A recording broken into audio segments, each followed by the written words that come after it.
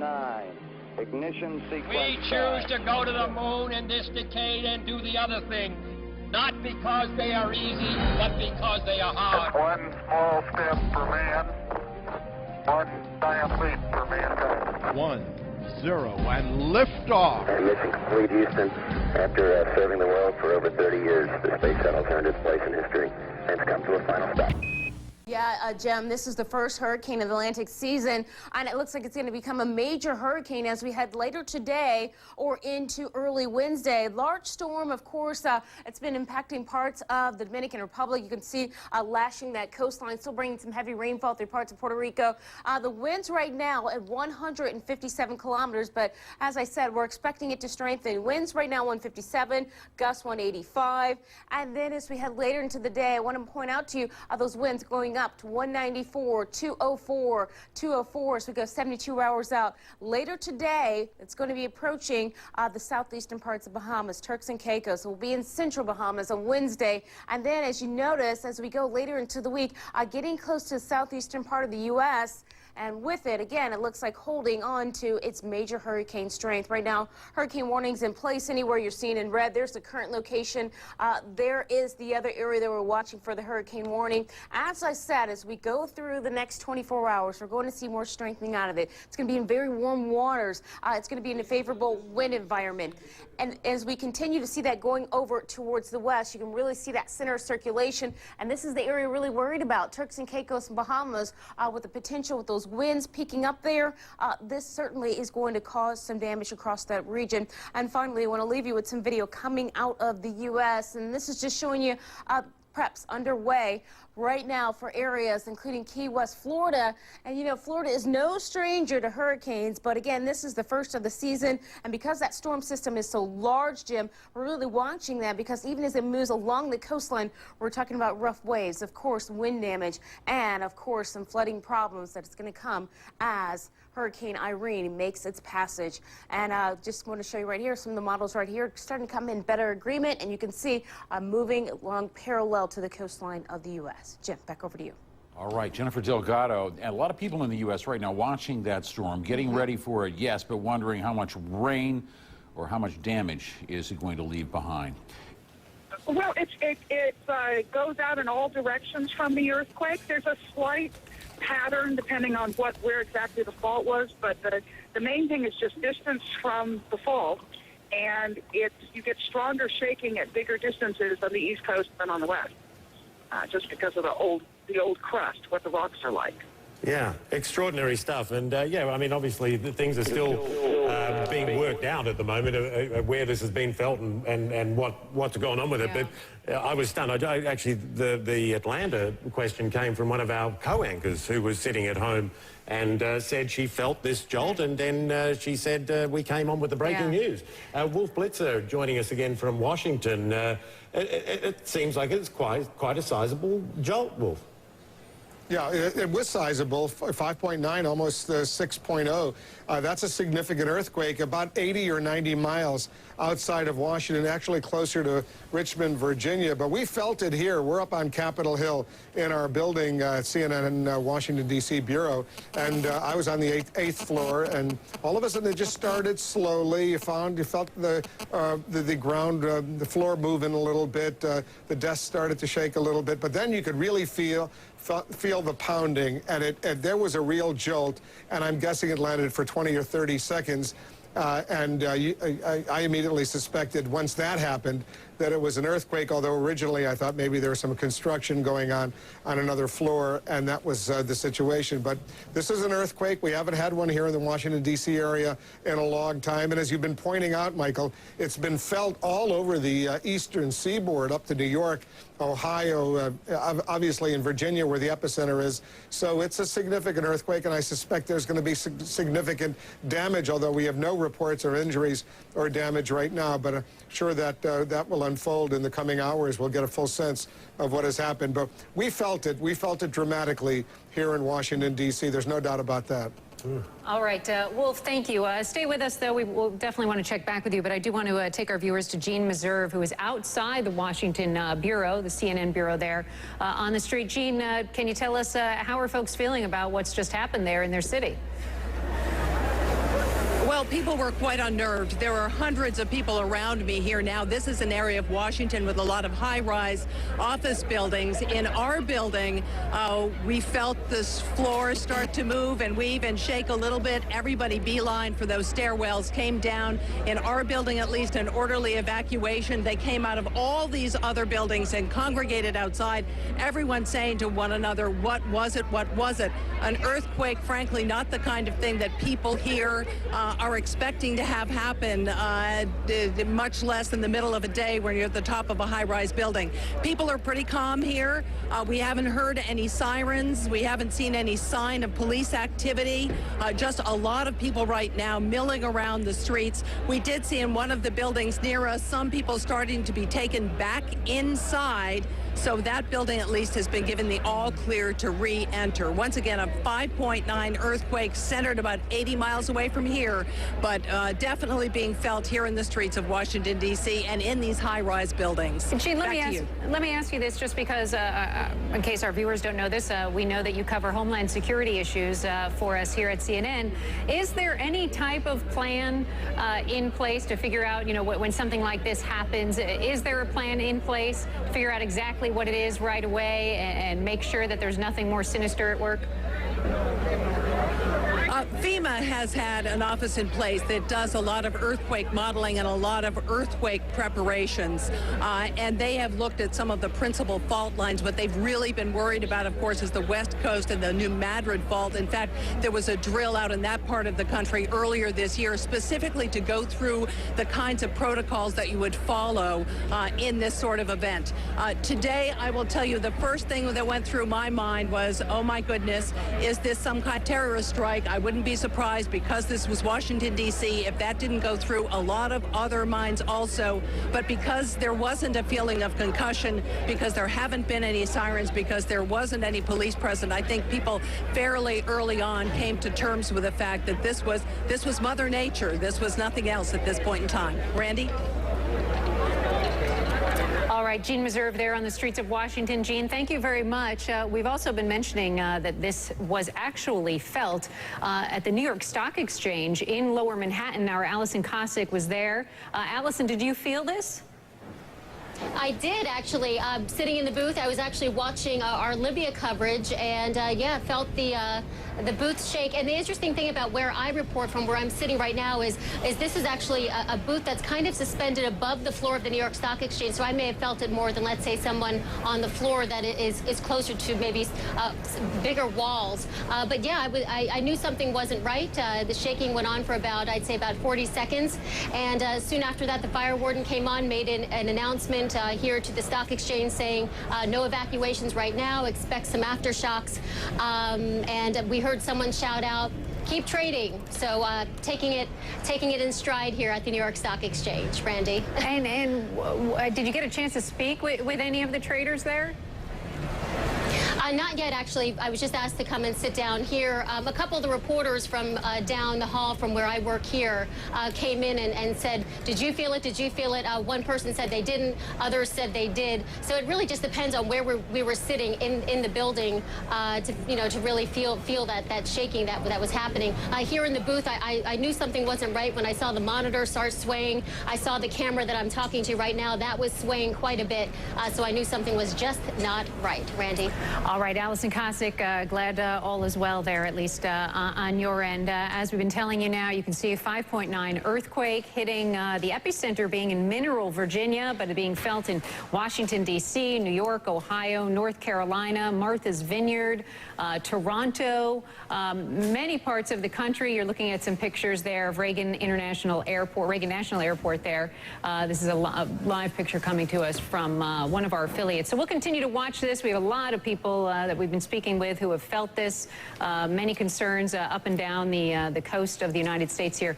We'll continue to keep an eye on this and, of course, the happenings in Libya as well. So keep it here on CNN. We'll be right back.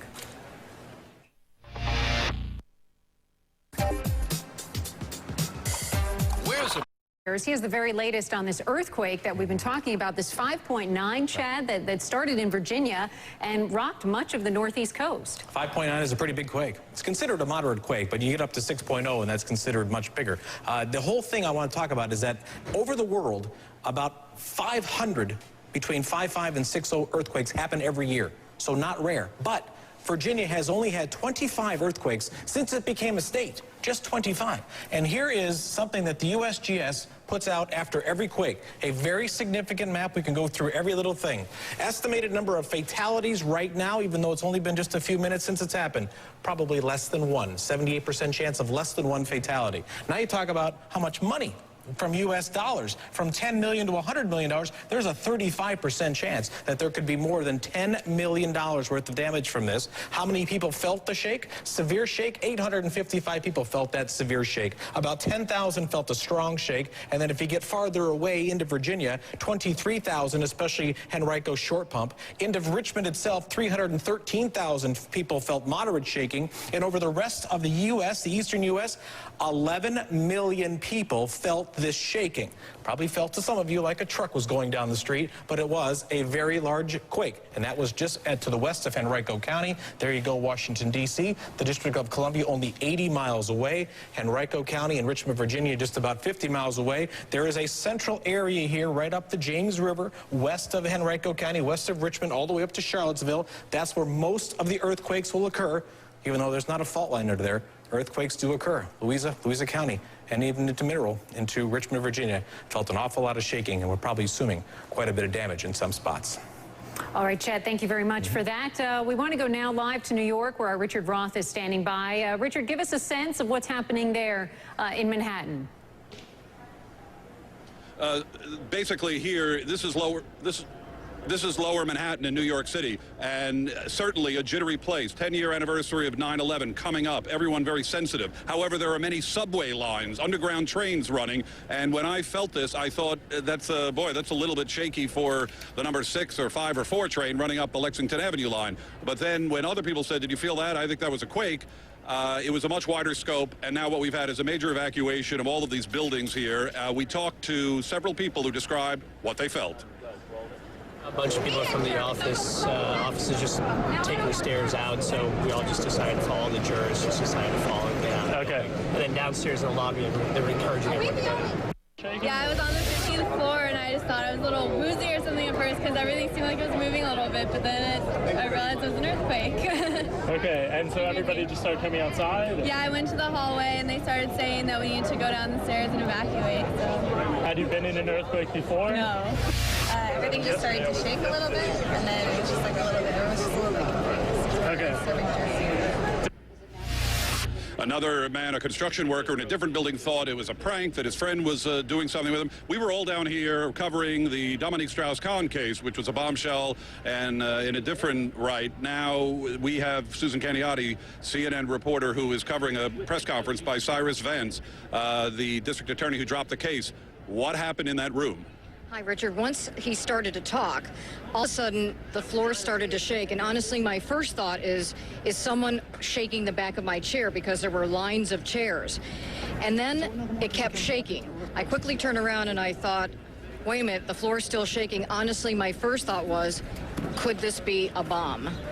And my third thought was, is this an earthquake? But having covered a lot of them in and aftershocks in New York and rather in Central and South America, it just seemed unlikely in New York. But what we did was quickly Mr. Vance left the room, and then the press corps went down 8 and his spokesman said it was like a ground-shattering thing. Susan, I've got to wrap you up right now for more coverage on the quake and other news. Back to you. All right, Richard, and our thanks to Susan as well. We've been telling you that President Obama is on vacation in Martha's Vineyard. Dan Lothian is traveling with the president. Dan, tell us, has the president been briefed on what's happened, and where is he? Well, look, I can tell you that we're waiting to find out if in fact, the president felt the earthquake. He is currently out on the golf course, and the pool of reporters who are in a holding area not far from where the president is, a couple of them actually felt the earthquake. Now, I was on the first floor of the building. Right now we're up on the 4th floor. I was out on the ground floor. I was down on the ground floor when this earthquake hit. I felt it. I lived for quite a while out in Los Angeles, and so I'm quite familiar with the feel of an earthquake, and so immediately I knew that it was an earthquake. The ground was swaying from side to side. Looked up at one of the light fixtures. It has a little piece hanging down from it. That was swaying as well, and it was quite surprising because we were starting to hear the reports of the earthquake in New York and D.C., and then when it starts hitting someplace like Martha's Vineyard off the coast of Massachusetts, all of a sudden you're saying, what is this? You know, how big is this earthquake? Again, we're waiting to find out if the president himself may have felt it out on the golf course. I did touch base with someone at the White House who described, who was inside the White House when the earthquake hit, and they gave me one word: intense. Back to you. And Dan, how soon do you think we might hear from the president or from the White House on this? I mean, do you expect that he would make some sort of statement on this, or what details might be coming out?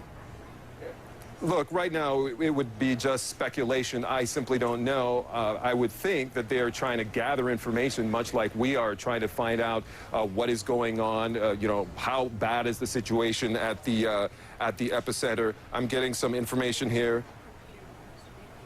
Okay, hang on just a second. I'm just getting some information. The president, who is out on the golf course, he just took a phone call, and one of our photographers out there, Peter Morris, just got a shot of the president taking this phone call. Again, it's speculation. It could be that he's being filled in on the information on the earthquake. We simply don't know, but the facts are that the president, while playing golf, did just take a phone call. So we are trying to find out, we're reaching out to folks at the White House to find out, what the situation is with regards to the president. Did he feel it? And will the president be doing anything, talking on camera? Will they be putting anything out? Or if they have additional information, that's still unknown at this point. Do you have that photo, Dan, that you just mentioned? I don't have it. That's just, I got it on BlackBerry. Okay. And it's my photographers out there who rolled on this. So we'll try to get you that video as soon as we get it here. But at this point, we don't have it. All right, Dan, please keep us up to date as soon as you hear any word from the administration on this one. I'm Becky Anderson at CNN International. We are following two big stories for you this hour. It's 8:30 in Libya, where the fight to oust Muammar Gaddafi just took a potentially momentous turn, and an earthquake of 5.9 out of Washington today. Let's start with the story out of Libya. Within the past couple of hours, Libyan rebels penetrated Gaddafi's compound, which NATO warplanes have bombed off and on now for months. For the most part, they now have the run of the place, celebrating, confiscating files and weapons, searching room by room. This all happening earlier on Tuesday. So far, the rebels have not found Gaddafi himself or any members of his family. Well, CNN's Sarah Seidner is inside the Gaddafi compound, where in the last hour we've watched with her as rebels fired hundreds and hundreds of rounds of dangerous celebratory fire. She's going to join us live once again as soon as she can. For now, though, I want you to see and hear her reporting from just outside the compound in the last hour. Have a listen and a look at this. We're walking through the area. I'm looking at what appears to be damage right now inside of the compound. I see a lot of smoke coming from one of the buildings. I see people running out of the building with lots of ammunition. I see tanks. I see people grabbing at Gaddafi forces vehicles. They have massive guns on those vehicles. People are extremely excited. It looks like they're taking out whatever weapons and ammunition that were inside that they were able to secure from repair.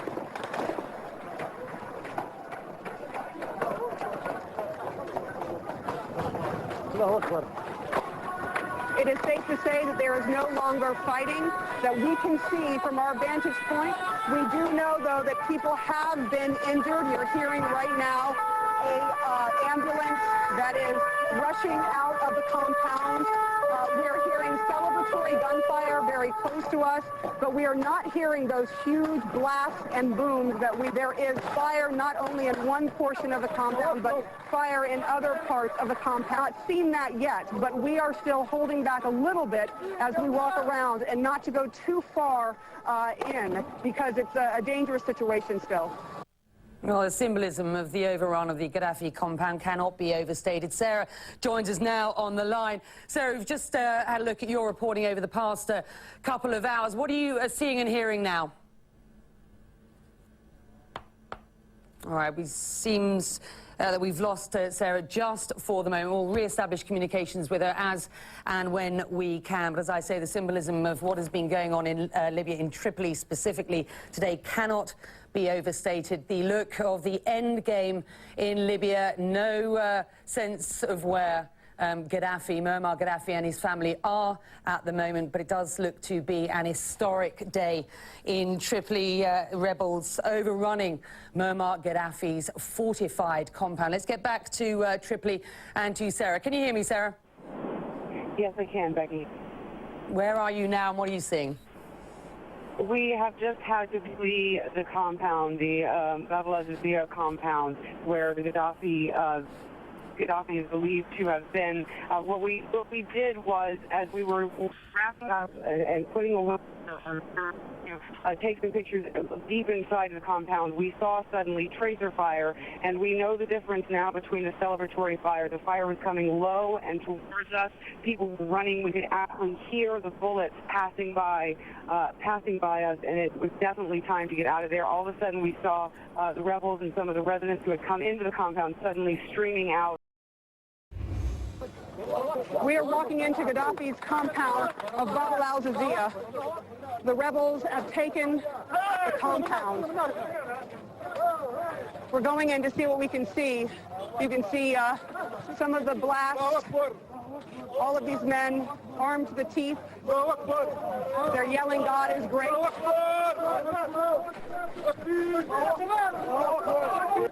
So this is Bab al-Azizia. They now have people standing as security. Okay, they're telling us okay. We can go inside to the compound.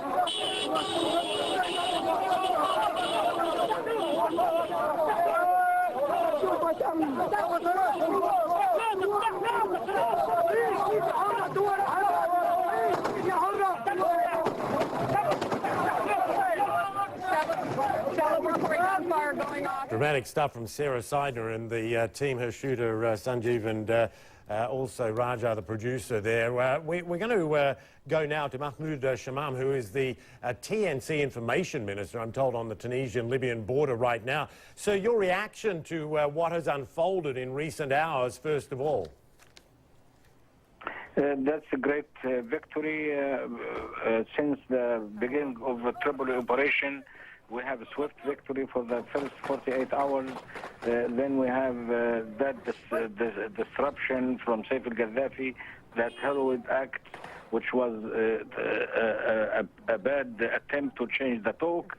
We told CNN this morning that the big picture is the victory of the revolution everywhere.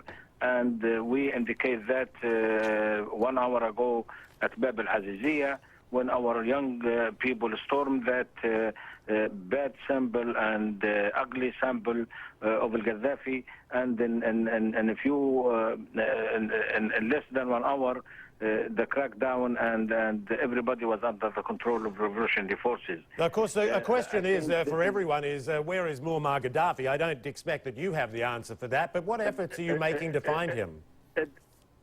It does matter, but the news for us today is that we are controlling 90% of Libya. And now our troops from the east part of Libya marching toward the Sirte. We're not going to go to the Sirte by force. We are waiting for the Sirte people, the people in the city of Sirte, to join the revolution as it happened in Benghazi. And right now we have the revolution started in Sabha, far south.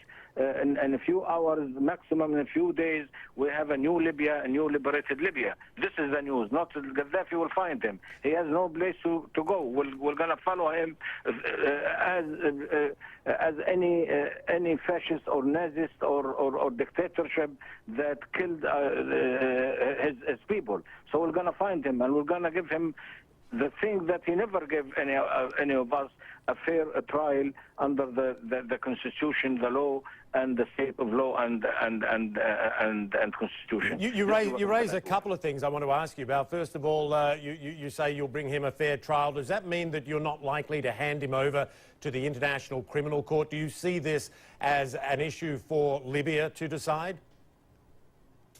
Of course, we have the sovereignty under our temporary constitution that we are the legal and constitutional transitional government.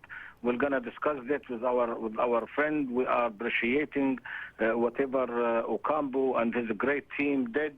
And he will, I'm sure he will understand that we are not going to take a decision only from our side. Right. We're going to talk with the international committee and reach to an agreement that will make everybody happy. So many things we need to talk about here. One was, and you covered it a little bit there, but while the focus quite rightly is on Tripoli this day, you do make the point that there are several other towns in Libya that are still in Gaddafi forces' hands. You mentioned Sirte, which is Muammar Gaddafi's hometown and where the green flag of Gaddafi still flies. Are you anticipating resistance there?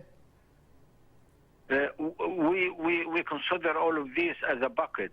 We don't consider it as a stronghold that Gaddafi will gonna stand there and fight us. And we believe we have our people. Our people in Sirte is our people. We know them. They know us.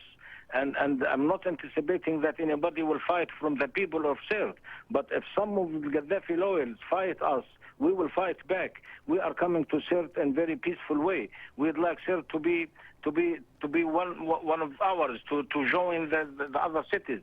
And if the Gaddafi want to keep Sirte as a hostage city in their hands, will do everything to prevent civilians from getting hurt, but we're going to take it.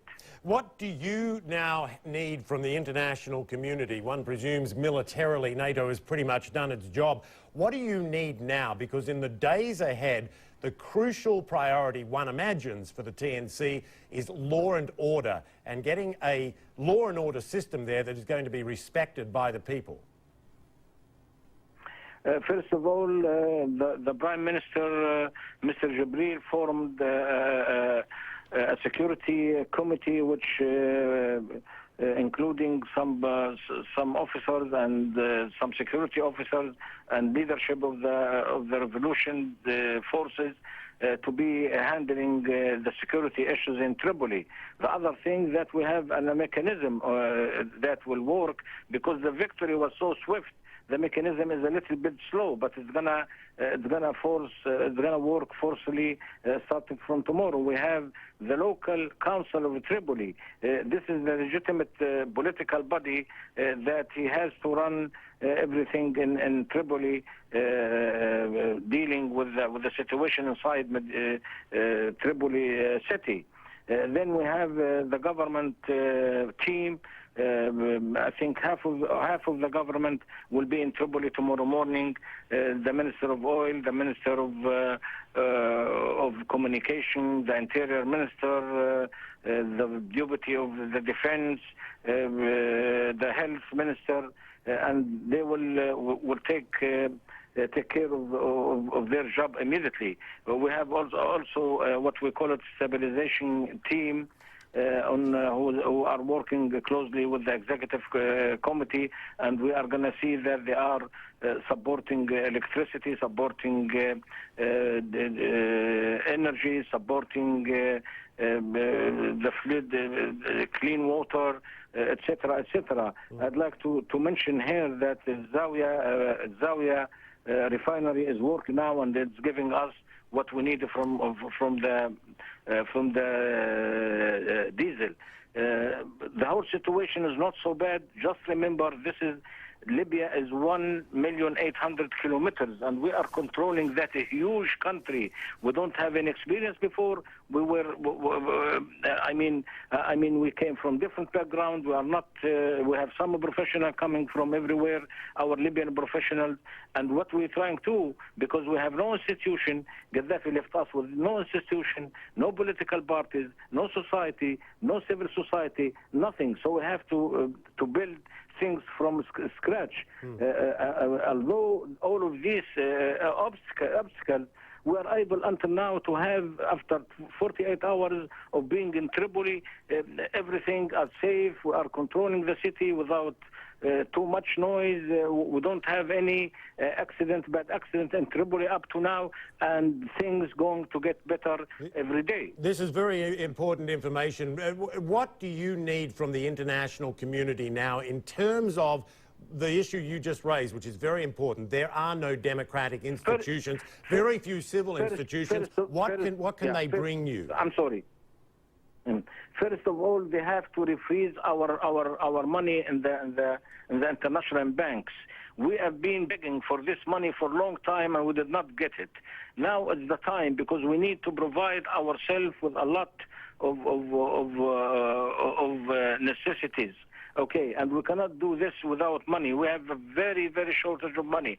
If we have our money before that, we would do much better than we don't have even a central communication center between all of the areas. We are a huge area that we have to communicate with.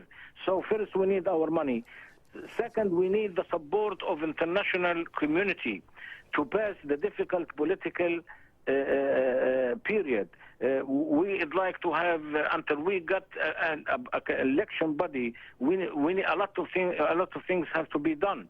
So we have to be united as a Libyans, and we want the international front to be united behind us. This is very important. Yeah, I'm sorry. You had a unified front here as you battled a common enemy, but it's a fairly disparate group that you've brought together, that has been stitched together. Old tribal enmities. There's going to be parts of the country that are going to say, we suffered more under Gaddafi, we need more, you're taking too much. How do you keep this thing together? This is a very difficult task. I'm not giving a rosy picture. I'm a very realistic, and we believe that we are going to have some obstacles. But we know such a problem in advance, and we know how dangerous or not dangerous. But I believe that if we stood as a one front, if nobody is trying to play the political game before that, we need to play it on a free election. That will be a little bit obstacle. But everybody now knows that what we have to do to stay united, to try to jump over tribalism or political views or anything, and stay for some time until the transitional period is end. Stay united, and we want the international community stay behind us, and we don't want anybody to interfere in the Libyan affairs, because the Libyans can do it by ourselves. We can sit together and agree, and we need the support we need some help in security, we need some help in financial, we need some help in legal advisors and legal issues. So we need the international community help, but we'd like to organize it in the way that keep our independence from any other forces, and I think the international community understands this very, very, very, very clearly. Mahmoud Shamam, as we talk, we're running pictures of the rebels as they are entering Muammar Gaddafi's compound. I look again at the ubiquitous vehicle with an anti-aircraft gun on the back. These are weapons, heavy weapons, that have been used in this war to topple Muammar Gaddafi. What happens to these weapons now? You've got tribes that have come from towns all over the country to fight this war, who can now go home with these weapons, and if there does become a situation where militias form, they are heavily armed people. How do you get these weapons out of civilian hands now? Arms in front of the people who's not fighting for their freedom is dangerous. Arms in hands of freedom fighters is a good thing. Now, after we done, we have to make sure that we control every piece of Libya. After that, every single faction, military faction, semi-military faction, give assurance to the council that they will land their arms down. And this is a very, very important promises. And they are free to join the military, the new Libyan army or the security agencies as individuals. They agree on that in advance. Well, and I know them. They will respect their promises. And if they do not respect their promises, we are not going as a civilian to protect them politically. We're going to talk about this. And so we have no problem up to now. We are trusting the people who are controlling Tripoli now. We are trusting them 100%. And if we show anything that is not the case that we agree on, so we'll talk about it. But please, please, please, let the international community know that we are hungry for freedom. We are hungry for a civilian state. We are hungry for the democracy. We are hungry for a state of law and order. And we'd like everybody, everywhere, in Arab countries, in international community, to support us and help us to gain that. Don't play in our differences, play in our unity. Important information from Mahmoud Shamam, the Information Minister for the National Transitional Council. Very much appreciate your time, sir. You have many challenges ahead. Thank you so much. Let's take it back to Becky Anderson. Thank you very much indeed. You're watching World One. I'm Becky Anderson in London. Gaddafi and his sons fled like rats. That was the statement today from the head of the Libyan rebels after opposition fighters overran Muammar Gaddafi's compound in Tripoli. Where is Gaddafi? That's the big question this evening. Gaddafi, the Information Minister, just told Michael Holmes, has no place to go. We will follow him and find him. Let's get you live to Tripoli this hour to Arwa Damon for an update from the situation at Tripoli Airport this evening. Arwa. Hey, Susan. Yes, I can. It's Becky Anderson. Just update us. I know you're at the airport. I know there's been running battles there. What's the situation there now at just after 9 o'clock Libyan time? Yeah, Becky, there's been a pretty intense battle brewing here for around the last 6 to 7 hours. This airport is in a very strategic location. It's around 20 kilometers, 15 miles south of Baghdad. And just as we were hearing the celebratory gunfire there, on rebels rejoicing that they had to capture that compound, around this very location, but it was the sound of the ongoing battle between these rebel fighters and Gaddafi's forces that have been trying to control back of this airport ever since the opposition leaders took it over yesterday. And there are 2 military located to the east of this location, and these are areas that are not yet under rebel control.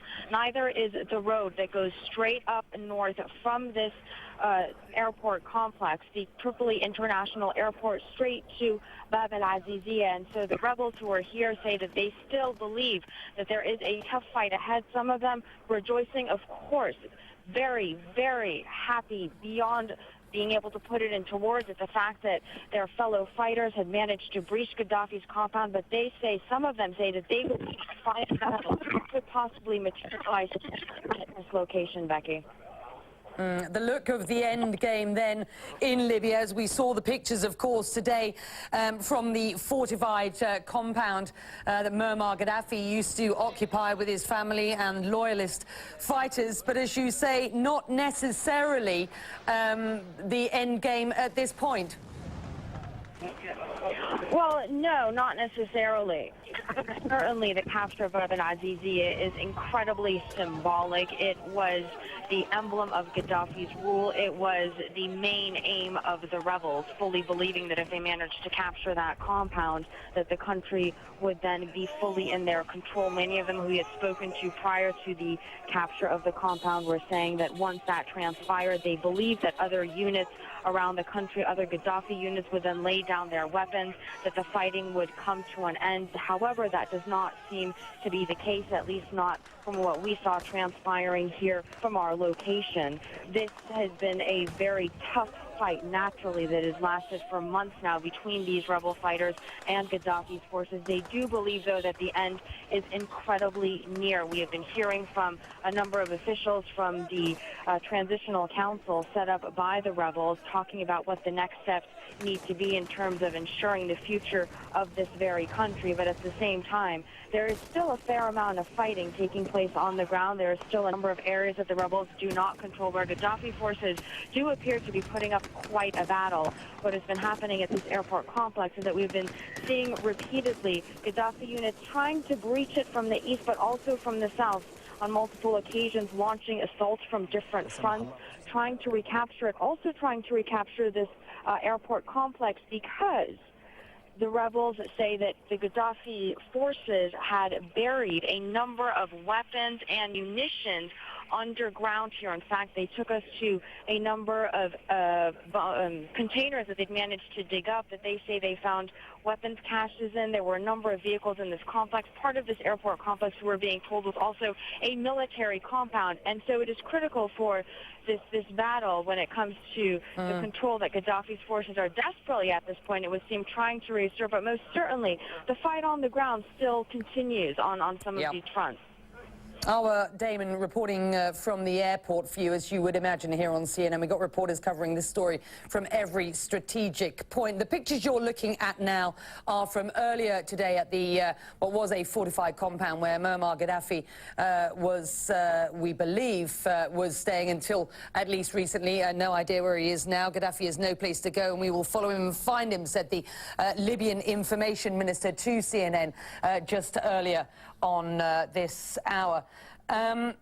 24 hours ago, do you remember, the emergence of Saif al-Islam really struck what seemed to be a blow to the credibility of the rebels. Whatever the story behind Saif's capture, the confusion itself makes the world at least question, or it did for a moment, just how strong a hold the TNC, the Transitional National Council, has on Libya. It's based, of course, in Benghazi. The council met earlier today in Benghazi, where CNN's Frederick Pleitgen is live. What are they saying from there this evening?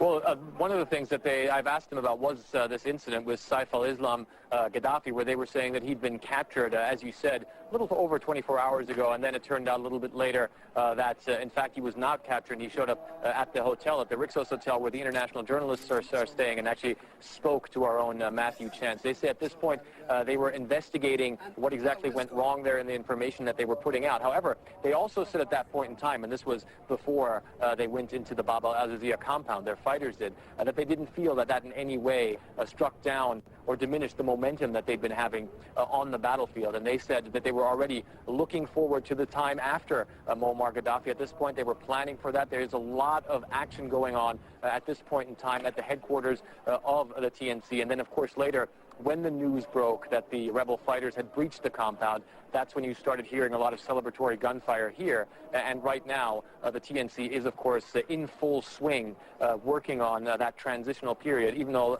they do tell us they are not sure whether or not this is over at this point in time. And one of the things, Becky, that they have been telling us is they say they want to relocate their operation from here in Benghazi to Tripoli, but they're not going to do that before Tripoli is fully under their control and safe, Becky. That's right. We heard just earlier, Fred, from the information minister that half the government, he reported to us just in the last hour, will be in Tripoli tomorrow on Wednesday. They've promised, haven't they? They've promised a detailed plan for what will be this interim government. But as the information minister told us earlier, Gaddafi has left no institutions, no civil society. He said, and I quote, "We have to build everything from scratch." And as you point out, it's important that they get to Tripoli, of course, because they don't want to be seen as this sort of Eastern colonial government, as it were, based in Benghazi, when the country is so different in so many places, tribally and regionally, of course, as well. So, you know, the importance of getting to Tripoli cannot be overstated, can it? Yeah, absolutely. And Tripoli is definitely the most important place for them to be. It's the capital of this country. It has been for such a very long time, really the central place. I mean, if you take a look at Tripoli, it has about 2 million people living in it. Benghazi, which is the second largest city here in Libya, has about 600,000. So Tripoli is just massive. I mean, it has about a third of the country's population in it. So that's exactly where they want to go. That's exactly where they have to go. They're still going to keep a substantial amount of their leadership here in Benghazi, at least for a time being. But one of the things they told me is exactly what you were saying just now, is the fact that Gaddafi for 40 years has destroyed all state institutions. And you're not only talking about things like political parties, you're not only talking about things like a parliament or something, you're talking about things like trade unions, organizations, sports clubs. Everything was run according to Gaddafi, and there are really no civil institutions in this society, and that's one thing where they're saying it's proving very, very difficult for them to try and get some sort of transitional period going with that in mind, with the lack of those institutions for decades. And they were telling us the main thing that they want to try to do is they want to try and get Tripoli under their control. They want to try and disarm a lot of the people who have weapons inside Tripoli to make sure that there is no upheaval there, that you don't have these factions that you were talking about, these different tribes, these people from different villages in certain places who have their own agenda, which could be completely different to the agenda of the Transitional National Council, possibly going at it, vying for control in Tripoli. That's something they want to strike down. They say they're confident they can do that. It remains unclear how much leverage the Transitional National Council really has and to what extent all those factions are going to be following it. At this point, they obviously are very optimistic, but it's going to be the next weeks, months that are going to show in what direction this country is going to go, Becky. Yeah. Absolutely. Fred Plykin is in Benghazi for you this evening. We've got our reporters strategically placed all over the country, and what has been a quite extraordinary day. History being made in some parts of Libya today, in others, in stark contrast, fighting continues. I want to take you to what has been perhaps the most symbolic event in this entire 6-month civil war. Sarah Seidner, following some of the rebels into the capital city of Tripoli. She's been into the compound, the fortified compound of Muammar Gaddafi, which was overrun by those rebels early on today, and she found out what was going on firsthand. And even though the fighting was over, I've got to tell you, the gunfire was in celebration. It was still, though, hazardous, not to mention loud, as you will see in this video. Take a look at this. That is the first part of the eastern gate. There are large blast holes in that gate. The sun is setting in this area just behind us, so it's starting to become darker. Over here, you're seeing them. These are cars that belong to the Gaddafi regime. They are sitting on them. They are blowing off rounds on the top of them. That is obviously a security, close security for the Gaddafi regime. I'm going to try not to get hit by any of those rounds. And then if you go just over here, you see the people streaming into the main gate. Now, that's all the way into the compound. So you see people streaming into the main gate of the compound, a lot of smoke coming from the compound. You see these huge walls. These were supposed to be protective walls. This also gives you a sense of the power of the Gaddafi regime. This, honestly, is the nicest part of the city. You're seeing these large, very nicely painted...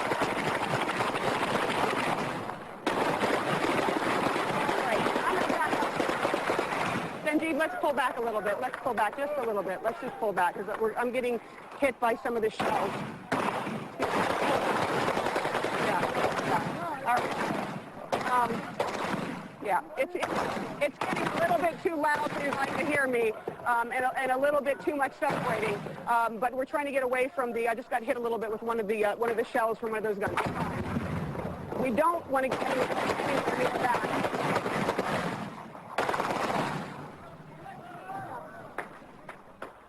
Sarah Seidner reporting for you today as rebels overran Muammar Gaddafi's compound in the heart of Tripoli. Heavy fighting that sent the loyalists fleeing and tightening, it seems, at least in that part of the country, the opposition's grip on power. We are following for you two big stories here on CNN. The battle for Tripoli and the battle for Libya as it continues. We will be bang up to date for you with that as we continue through these next hours. And a second story for you. An earthquake of magnitude 5.9 on the east coast of the United States, shaking parts of Washington, Ohio, right up to New York and to parts of Martha's Vineyard, where President Obama is on holiday. We're going to take a very short break. These two stories important. Stay with us. We'll be back after this. All right, you're watching CNN. I'm Becky Anderson in London, and what is an extremely busy day. A 5.9 magnitude earthquake shook millions along the eastern seaboard of the United States in the past couple of hours. Thousands evacuated buildings in Washington, D.C. People from Boston, Philadelphia, New York, and as far south as North Carolina could also feel the quake. But so far, no reports of any serious injuries or damage. No, I was sitting on the steps, and then I was on the phone, and the steps were actually moving. And I was like, what's going on? And then I looked down, and the ground was moving. And then I called my girlfriend on the phone, and she said it was a earthquake in D.C., and then it might be just aftershock. She said it was just a mini one, but the whole ground was moving. It was scary, and then they just started evacuating everybody, and it was crazy. Like, you see it out here, like, it's just crazy. The whole steps, like, right there down in the crack, everything was just moving, and I was just like, it's kind of scary. So, especially after, 9/11 is coming so close, so I think everybody is like, on edge a little bit. So, hopefully that's just what it is, and we can go back in. So. All right. Well, the U.S. Geological Survey says that quake was based 83 miles southwest of Washington. Let's get a bit more on this, shall we? Let's get to Guillermo Arduino, who I know will be able to brief us as an expert in these things, give us some sense of where this was, how deep it was, and whether we should expect aftershocks. Guillermo? Yes, we may expect aftershocks. Of course, they're going to be lesser compared to the 5.9 that we saw. That we heard that we see 6 earthquakes a year in the area, but only 1 is felt. 5.9 may not be much, but people felt it, and that's what matters. When you go to other media to see the New York Times, the USA Today, to see what they are saying about it, that puts things into perspective a little bit. They are talking about tremors, limited reports of damage near the epicenter, which is around Richmond, Virginia. So the interesting thing is that it was felt in many areas of the United States. So we have some cities here that we highlight for you. Of course, Washington, D.C., Norfolk, Virginia, other sections all the way up to Ohio, North Carolina, and Hampstead, and then New Hampshire all the way up there too. So all these are areas of the United States where it was felt. Some reports also were saying Atlanta, certainly we didn't feel it in here at the CNN Center. And it lasted about 45 seconds or so. There are reports that are talking about 30 to 45 seconds. So again, it was a 1:51 p.m. Eastern time, so it's 1 hour and a half ago roughly, and it lasted 45 seconds. We may experience some more aftershocks that are going to be lesser in terms of its intensity, but also in here, Becky, there are several nuclear plants, so some are going now in full swing to see what's going on. Some actually stopped operating just as a precautionary measure. Becky?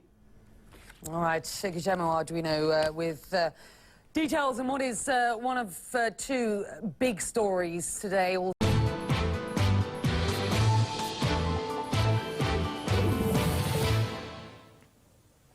Guten Morgen, liebe Zuschauer. Willkommen zu den Nachrichten bei NTV. Libyens bedrängter Machthaber Gaddafi ist offenbar zum Kampf bis zum bitteren Ende entschlossen.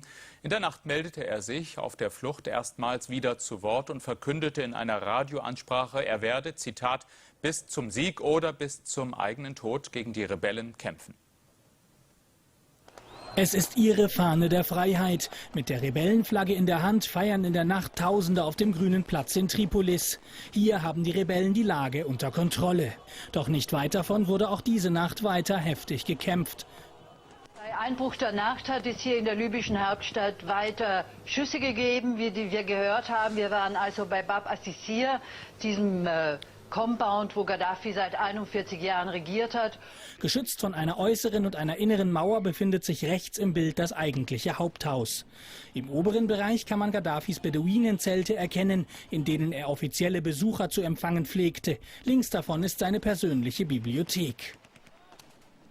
Gaddafis Sprecher Musa Ibrahim sagte in einem Telefoninterview, man werde den Eindringlingen Feuer unter den Füßen machen.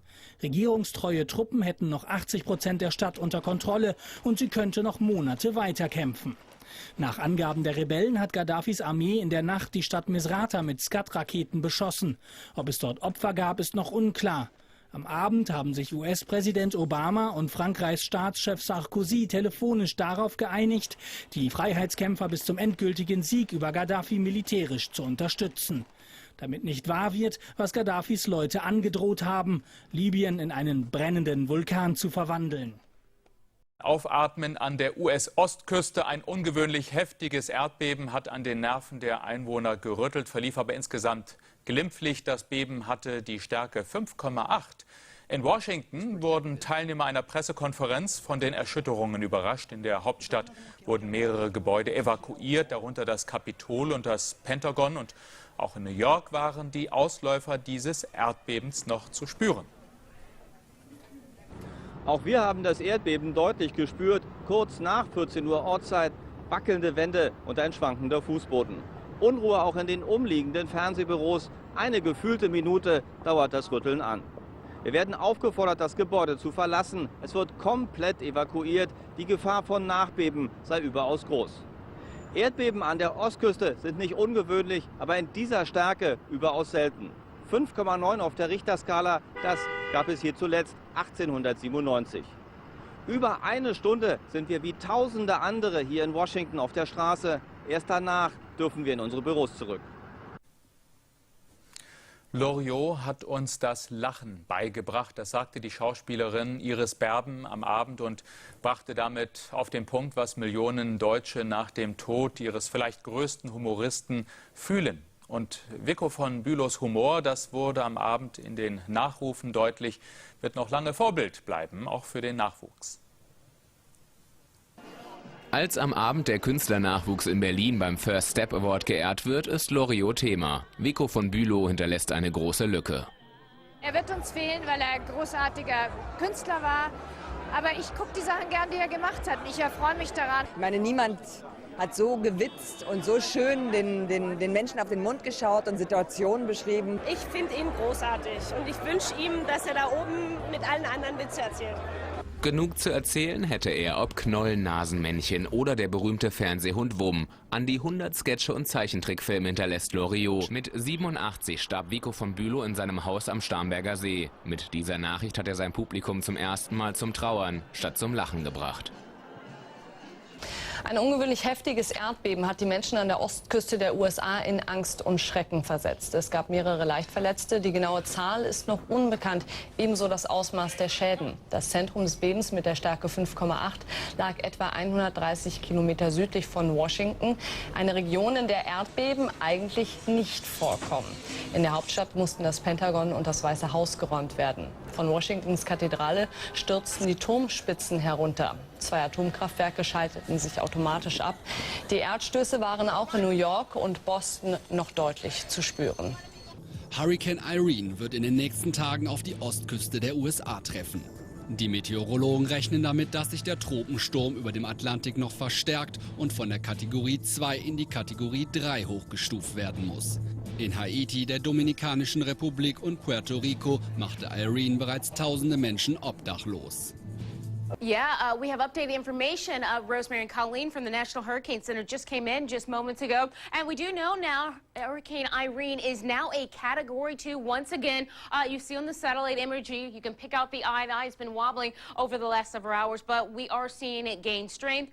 You can see still affecting parts of Haiti, bringing heavy rainfall there, as well as in Dominican Republic and over towards Puerto Rico. But really, it is lashing the southern parts of the Bahamas right now. The winds, there they are, 161 kilometers. As we go through today, very likely this could become a major hurricane or into Thursday. But here is the track. As we go through the day, it's going to continue to affect parts of the Bahamas. By Thursday, it's going to be in the northern parts of the Bahamas. And notice it's going to be moving, I will say, parallel to the coastline. Then kind of curving off towards the east. But right now, it looks like it's going to be possibly making landfall towards the Outer Banks. We're talking right along the border of North and South Carolina. As we head into the weekend, we're talking into Saturday and then into Sunday. Bad weather certainly is going to be up and down the East Coast. Right now, here's the area that's in under the hurricane warning watch area. You can see in yellow, but again, anywhere across this region, weather is going to be deteriorating. This is going to help you get an idea of the potential track of Hurricane Irene. Notice it's going to be right on top of the Bahamas. And let's go to some video just to give you an idea how bad the rain has been. Look at this video coming out of Puerto Rico. People driving through flooded streets. And weather's just so bad like this. This is the time of day you just stay home, especially when you're dealing with a hurricane. All that water descending, and you can see in areas really close to home. Very powerful video coming out of Puerto Rico, and more coming out of the Dominican Republic. And this is from yesterday, and once again, similar scenes of streets flooded. In fact, apparently it's been proved to be deadly through parts of Puerto Rico as a woman's car was washed away due to the heavy flooding across that region. As I take you over, we talk more about the rainfall totals. Anywhere you're seeing in red, right along the path, we're talking 25 to 50 centimeters. And the problem with this, Colleen and Rosemary, is it's going to be moving through the Turks and Caicos as well as Bahamas. Unlike the Dominican Republic and Haiti, it's not a mountainous region, very flat. So that means heavy rainfall flooding from the rain that's coming down. But then you add in the storm surge. We're talking some locations roughly about 2 to 5 meters above flood stage. This could prove to be bad news across that region. Back over to you two. Ein ungewöhnlich starkes Erdbeben hat die Ostküste der USA erschüttert. Dabei gab es offenbar auch mehrere Verletzte. In Washington geriet das Weiße Haus ins Schwanken. Die Menschen verließen erschrocken die Regierungsgebäude. Auch in New York flüchteten Tausende auf die Straße. Das Epizentrum des Bebens mit der Stärke 5,8 lag im Bundesstaat Virginia. Ein naheliegendes Atomkraftwerk wurde automatisch abgeschaltet. Größere Schäden wie dieser hier blieben aber die Ausnahme. I thought God was trying to get our attention. Well, he did a good job getting our attention. Sure did. I was on the bus, and the bus did a shimmy. All the phones are down. You can't call out. Like, you can't call out. All cell phones are down. There's no signal, no nothing. I was scared, like my life flashed before my eyes. I was real scared. I didn't know what was happening. I thought the building was about to collapse. The ground moved. It shook. The stuff fell off of the shelf. The whole building was shaking when I opened up the door. My whole apartment shook. I thought something underground was blowing up. Everybody done come out all the stores. All up on, people running out the stores and stuff. There it is. No serious injuries reported, but people pretty shaken up. It was a 5.8 magnitude earthquake, right, in Virginia. It was. Tuesday. I was on my couch, and my couch shimmied. And you shimmied. It's all about the dancing. I mean, a lot of people would think that we're making way too much of this. Let's go to our meteorologist, Jennifer Delgado. Jen, I'm sure the world and those people on the West Coast just think this is hilarious. Yeah, they think we're all big babies. Yeah, get over it. That we're shocked by this. A little shake. A little shake, but in fact, when an earthquake is felt on the East Coast, it's actually felt more so than when it's on the West Coast, because it can actually cause about 10 times more of the magnitude. So certainly, we're not imagining things. It certainly was a strong one. Luckily, there were no serious injuries. Well, let's go to some video here to show you a video camera that was rolling when this actually happened to be happening. This is from Michael Capsule. He was in his house, and he captured the dining room chandelier. You can see it shaking around. Indeed, that's what happens. A 5.8. This was out of Williamston, New Jersey. Jersey. Again, the epicenter, as I take you over to our graphic, was located about 120 kilometers to the south of Washington, D.C. A 5.8, a depth of 6 kilometers. And again, this is in the central Virginia area, and they typically don't see earthquakes like this. And people have been asking, why is it so much more dramatic on the East Coast than, say, the West Coast? But it's all about the topography, because it's more of a slab concrete, so the waves can travel better across parts of the East Coast. But again, felt in many locations. You can see New York, Toronto, Canada, as well as Cleveland, down to Charlotte, and apparently on Colleen's couch around 2 o'clock. But again, this is the largest earthquake since 1897, and that one was a 5.9, and the last one that was significant, much weaker, 3.6. That was back in July 16, 2010, and typically they only see about 1 earthquake per year. So they said, hey, they're done with it for the year. Let's move on to 2012. Back over to you two. All right, thanks so much, You're Jen. welcome. Appreciate that. Der Moment des Bebens aufgenommen von einer Überwachungskamera. In diesem Geschäft in Virginia bringen sich die Menschen in Sicherheit. Auch in diesem Büro reagieren die Mitarbeiter sofort. Das Erdbeben unterbricht auch die Pressekonferenz zum Fall Dominique Strauss-Kahn. Die Journalisten verlassen sofort das Gebäude. Viele New Yorker rennen in Panik auf die Straße, glauben an einen Terroranschlag. Ich wusste nicht, was ich am Anfang denken sollte. Wir dachten, es könnte vielleicht ein Erdbeben sein, aber hier in der Stadt erwartet man das nicht. Das war wirklich erschreckend. Ich versuche immer noch herauszufinden, was passiert ist. War das ein Erdbeben? Berichte über Verletzte oder Todesopfer gibt es bisher nicht. Fest steht nur, das Epizentrum lag nahe der Ortschaft Mineral im US-Bundesstaat Virginia, rund 130 Kilometer südlich von Washington. Im Zentrum der Bundeshauptstadt wurden zahlreiche Gebäude wie der Kongress evakuiert. Das Washington Monument ist offenbar beschädigt, ebenso wie die National Cathedral. Auch im 330 Kilometer entfernten New York gab es Schäden.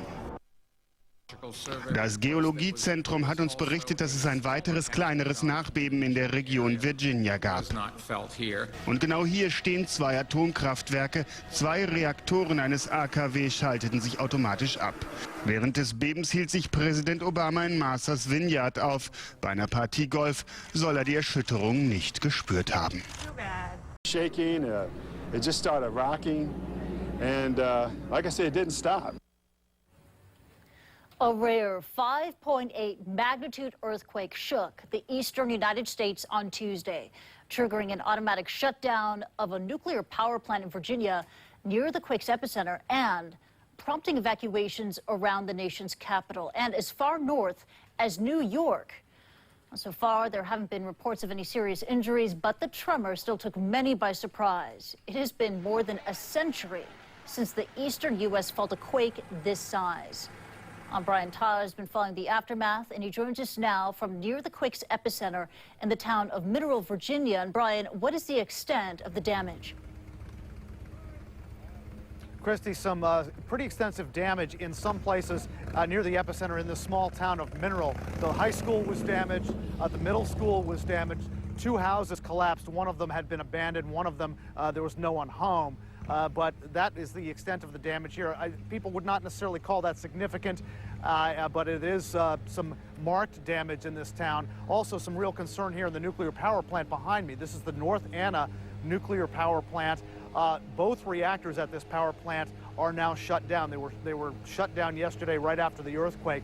And for a while yesterday, on Tuesday, they ran on generator power to power the cooling systems that cool down the nuclear reactor and the spent fuel pools. But we were told that overnight Tuesday into Wednesday, the power from the main grid to this facility was restored. So they've got their main power system on that's fueling those cooling systems. But the 2 reactors here remain shut down, and they will probably be shut down at least through the remainder of Wednesday. As you mentioned, there's damage all over the region. There was some damage to the Washington Monument in Washington, D.C., damage to the National Cathedral. 3 of the spires in the Central Tower were cracked. One of the finials actually just fell right off of the National Cathedral's Central Tower. So there is damage, and those 2 buildings, the Monument and the National Cathedral, are closed today while officials assess the damage and figure out how to do the repairs. So that's kind of the overall situation at the epicenter here in the small town of Mineral, about 80-some miles from Washington and in Washington, D.C. itself, Christy. Brian, the damage extensive, widespread. This earthquake was one of the most powerful to hit the area in more than 100 years. How are residents there on the East Coast reacting? Well, they're pretty much shocked by it. I mean, you really just don't expect that kind of thing in this region of the United States. When we felt this in our bureau yesterday, I mean, I had been through the earthquake in Japan, the aftershocks there, and covering that earthquake and tsunami. So I knew what to expect, and I knew kind of how that felt. But a lot of people who I work with were kind of looking around like, what is going on here? People on the East Coast of the U.S. just don't experience this. And there is still kind of this almost a shell shock that you get in Washington and in small towns like this. They just have never really experienced anything like this in their lifetimes. Yeah, I can only imagine a very frightening event. Brian Todd joining us live from Virginia. Thank you. The tremors that were felt far and wide across a huge part of the U.S. East Coast. And to explain why, Mari Ramos is standing by at the World Weather Center. Mari. Hey, Christy. Yeah, everyone, even here in Atlanta, people were talking about how there was this earthquake. I heard about it first on the radio from people calling in saying that they had been an earthquake because I was on my way driving home from work. Well, this mid-Atlantic earthquake is rare, but as we heard from Todd there, and you also mentioned it, it's not unheard of. It was a 5.8 magnitude. It was not too deep, relatively shallow at about 6 kilometers, but it was felt in a huge area, not closest to the epicenter. That's where most of the shaking occurred, but there are reports all the way from southern parts of Canada, all the way down here even into Georgia about this quake. But why does that happen? Well, let's talk a little bit about plate tectonics. Remember, that's what the Earth is divided into, these major plates that kind of fit together like a puzzle and make up the Earth's crust anyway. So most of the earthquakes that you're going to see are going to happen where these plates meet, near the edges, like what we saw in Haiti over here. And also, of course, here in the U.S., we're always talking, and all over the world, we're always talking about what happens off the coast here of the Pacific, off the coast of California, kind of what happens in Japan. They're at the edge also of another tectonic plate. So we rarely see earthquakes along the middle of these plate tectonics areas, the middle of the plates, but they can happen, and that's where Virginia is located. They're kind of in the middle here. We got to look at the geology, the way these rocks are made. For example, the Appalachian Mountains that are here in North Georgia and run up to the northern eastern portion of the U.S. here, they're about 4 million times older than the Rocky Mountains. The areas here, the ground, the Earth's crust is newer in this part of the world. In this part of the U.S., it's very old. So the way experts try to tell us why a quake would be felt more on this eastern side than on the west is because of the way the rock is made. The rock here is made like a big concrete slab. We live on solid ground here. So if one part of it shakes, that it spreads very quickly and the entire area is going to shake. That's why it was widespread and felt across this entire region, as opposed to here where they say it's more like a brick patio. There's like potholes everywhere and the energy doesn't transfer as much. Kind of a simple answer there. Back to you. Yeah, this is such an unusual seismic event, and yet science can explain it for us. Thanks to you, Mari Ramos. Thank you very much indeed. Now, the earthquake was also felt on Twitter. In fact, within a minute of the earthquake, there were more than 40,000 earthquake-related tweets. And the very first person to tweet about the quake was recognized. Now, Twitter says this person, who goes by the handle Jordan Junkie Juice, broke the news just 24 seconds after the quake hit. And here is what that tweet said. Earthquake. Lots of exclamation points there. CNN staff had to evacuate the Washington bureau. Wolf Blitzer, he called it a frightening day in D.C., and the Situation Room Instagrammed this photo of him reporting outside. One CNN photojournalist captured this striking image of the Washington Monument closed off after the earthquake. And a CNN producer, he shot this photo of a damaged home in Mineral, Virginia. This house was 220 years old. Bis Washington und New York war das zu spüren. Hier wackelt zwar auch die Kamera, aber eben auch das Weiße Haus. Selbst die Pressekonferenz zur Entscheidung im Fall Strauß-Kahn musste fluchtartig verlassen werden. Viele traf das Beben eben unerwartet. Ein Supermarkt im Bundesstaat Virginia, 13:51 Uhr. Der Moment, in dem die Erde bebt, 45 Sekunden lang. Gefilmt von einer Überwachungskamera. Den Mann in diesem Büro haut es um, so stark sind die Erdstöße. Washington, die Kamera wackelt genau wie das Weiße Haus. Es wird geräumt, so wie Teile des Kapitols. Menschen verlassen in Panik ihre Büros, sammeln sich im Freien. Wir saßen in einem Restaurant. Plötzlich fing alles an zu beben. Die Decke, der Fußboden, alles. Ich dachte, ich werde verschüttet. Das war sehr erschreckend. Zuerst dachte ich, na, da macht aber einer schwere Schritte. Dann begriff ich, ein Erdbeben. Also sind alle raus aus dem Raum und die Treppen runter. Ich habe am ganzen Körper gezittert. Polizei und Feuerwehr im Großeinsatz. Zahlreiche Gebäude werden sicherheitshalber geräumt. Tausende harren auf der Straße aus. Kurzzeitig totaler Stillstand. Die Menschen machen sich Sorgen um Familie und Freunde, telefonieren. Nach jetzigem Stand forderte das Beben keine Todesopfer, nur einige Verletzte. Das Epizentrum nahe der Ortschaft Mineral in nur 800 Meter Tiefe. 150 Kilometer westlich der Hauptstadt Washington. Mit einer Stärke von 5,8 ist das Erdbeben das heftigste im Osten seit mehr als 100 Jahren. Die Schäden hier erheblich. Amateuraufnahmen zeigen verschüttete Autos und eingestürzte Dächer. In Baltimore gibt die komplette Wand eines Wohnblocks nach. Schauplatz New York. Hier schwanken die Wolkenkratzer. Polizisten evakuieren Bürotürme. Doch in Panik gerät kaum einer, trotz der schrecklichen Erinnerungen an den 11. September. Man denkt sofort an den 11. September 2001. Wir sind nur noch wenige Tage vom Jahrestag entfernt. Also befürchtete ich einen neuen Terroranschlag oder eine Bombe. Jetzt bin ich erleichtert, dass es nur ein Erdbeben war.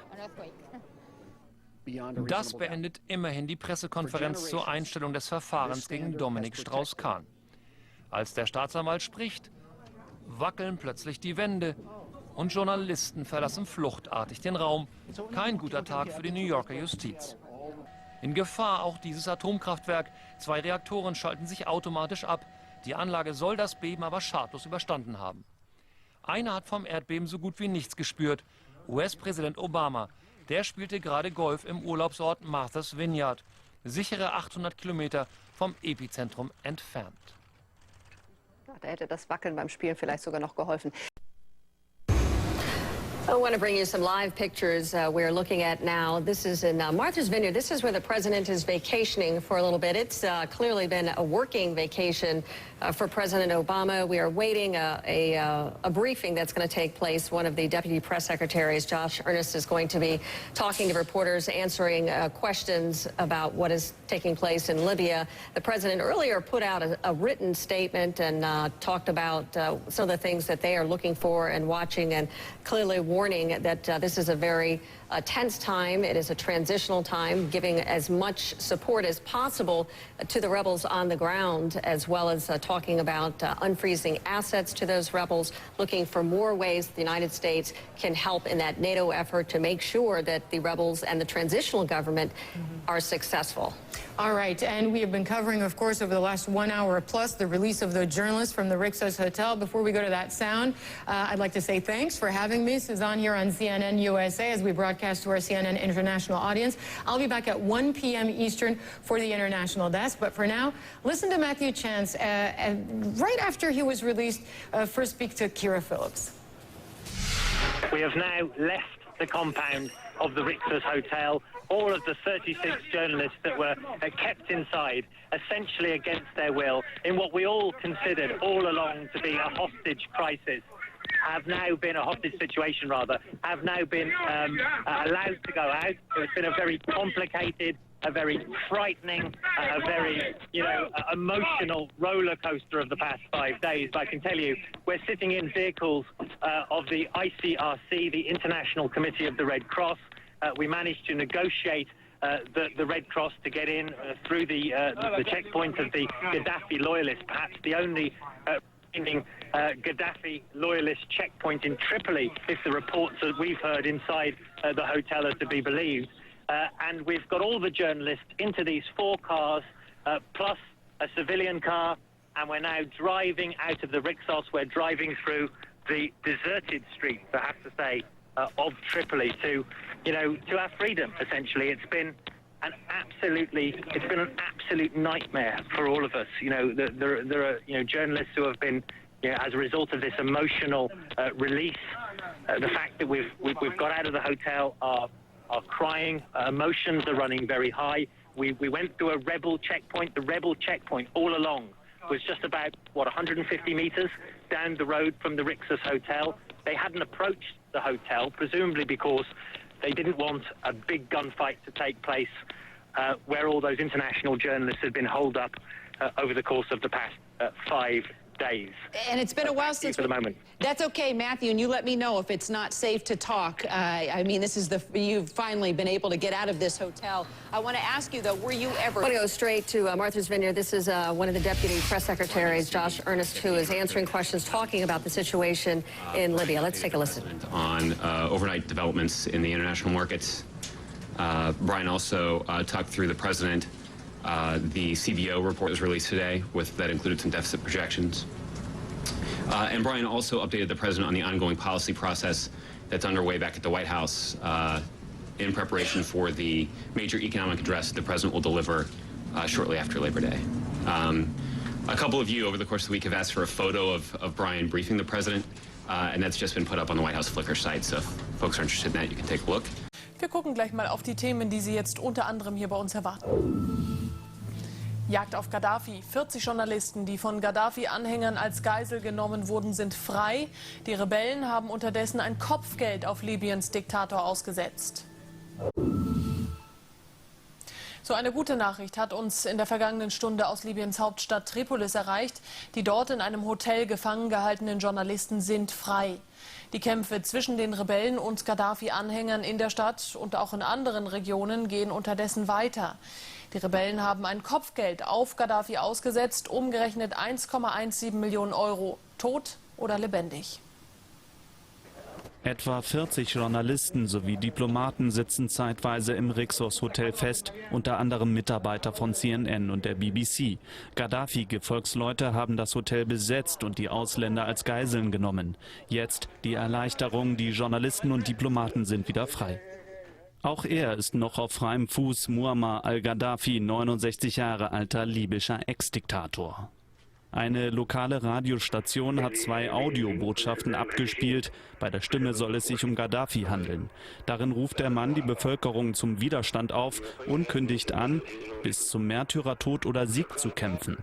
Er befinde sich nach wie vor in Tripolis. Den Rückzug aus seinem Hauptquartier Bab al-Assisiya bezeichnet er als taktisches Manöver.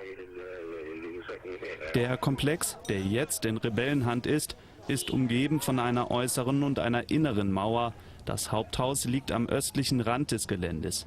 Im Norden waren Gaddafis Beduinenzelte aufgestellt, in denen er oft Besucher empfangen hat. Unter dem Gelände ist eine Bunkeranlage möglich, dass Gaddafi von hier aus durch ein Tunnelsystem geflüchtet ist. Die Jagd auf ihn ist eröffnet. Die Rebellen bieten Amnestie für denjenigen, der Gaddafi gefangen nimmt oder tötet. Zudem soll ein Geschäftsmann aus Benghazi eine Belohnung von umgerechnet mehr als 1 Million Euro für die Ergreifung Gaddafis ausgesetzt haben.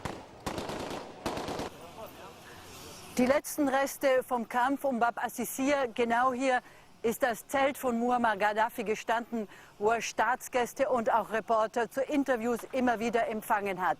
Hier hat er sich sehr oft aufgehalten.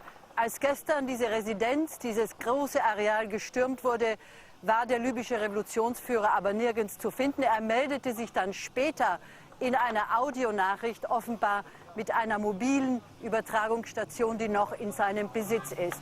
Für die Rebellen wird es wichtig bleiben, den Muammar Gaddafi tatsächlich zu finden. Bevor der nicht gefunden ist, ist diese Revolution in Libyen nicht zu Ende. Ja, das ist Antonia Rados über die aktuelle Situation in Tripolis. Sie ist ja gestern dorthin gefahren und hat uns diese Reportage dazu überspielt. Aufgeheizte Stimmung, wohin wir nur blicken. Um Gaddafis Hauptquartier herum sieht es aus wie nach einer wichtigen gewonnenen Schlacht. Niemand will sich den Fall von Bab Assisiya entgehen lassen. Kämpfer, die sich wieder treffen, froh noch zu leben. Viele sollen gefallen sein. Rebellen aus ganz Libyen haben hier mitgekämpft. Sie waren in den vergangenen 24 Stunden rund um die Uhr im Einsatz. Einer schreit in unsere Kamera, Libyen ist nun frei, wir werden Gaddafi fassen. Durch diese Abzäumung zu Bab Assisiya sind gestern Nacht 4000 Kämpfer in Gaddafis Hauptquartier eingedrungen. Nun, am Ende der Schlacht, wurden Waffen und Munition erbeutet. Eine Gruppe zeigt uns vergoldete Pistolen, die sollen einem Sohn von Gaddafi gehört haben. Immer mehr Kämpfer strömen aus dem Gelände, stolz auf die Eroberung. Die hunderten Kämpfer, die aus allen Teilen von Libyen hierher gekommen sind, um Bab Assisia zu befreien, haben sich nur zurückgezogen und nun kommen die Zivilisten, die Bewohner von Tripolis hier nach Bab Assisia, um tatsächlich zu sehen, ob Gaddafi tatsächlich weg ist. Und immer wieder Szenen wie diese. Bab Assisia ist ein Areal von 8 Quadratkilometern, mitten im Herzen von Tripolis. Meter um Meter wurde es heute erobert, in einigen Teilen wird aber weiter gekämpft. Und unser Krisenkorrespondent Dirk Emmerich, der selbst auch aus Libyen berichtet hat, beobachtet die Situation von Washington aus. Dirk, wir haben ja darüber berichtet, die Geiselnahme der Journalisten im Rixos Hotel ist beendet. Warum haben die Gaddafi-Getreuen sie freigelassen? Was haben Sie darüber an Informationen? Man hat seit Samstag darüber verhandelt. Es gab eine Gruppe von Korrespondenten, die die ganze Zeit im Gespräch waren und gefragt haben, warum werden wir hier festgehalten? Wir sind hier, um zu berichten über das, was sich hier abspielt. Man war 5 Tage lang in Geiselhaft. Das muss vor allen Dingen heute sehr, sehr schlimm gewesen sein für die Korrespondenten. Das sind die ersten Meldungen, die wir hier hören, auch von amerikanischen Reportern, die direkt nach Washington berichtet haben. Man hat heute tatsächlich mit Leuten verhandelt und offenbar hat man sich zunutze machen können, dass man persönliche Kontakte über die vielen Wochen, die man aus diesem Hotel berichtet hat, aufbauen können und so etwas wie eine kleine menschliche Komponente am Ende eine Rolle gespielt hat. Dann gab es plötzlich das Signal, ihr dürft raus, und 37 Journalisten sind geflüchtet aus diesem Hotel in Richtung der Rebellen, und sie befinden sich alle in Sicherheit. Denn fest steht, dieses Hotel, das möglicherweise über unterirdische Gänge mit dem Komplex Bab al-Assisia verbunden war oder verbunden ist, das war bis zuletzt in der Hand der Regierungstruppen.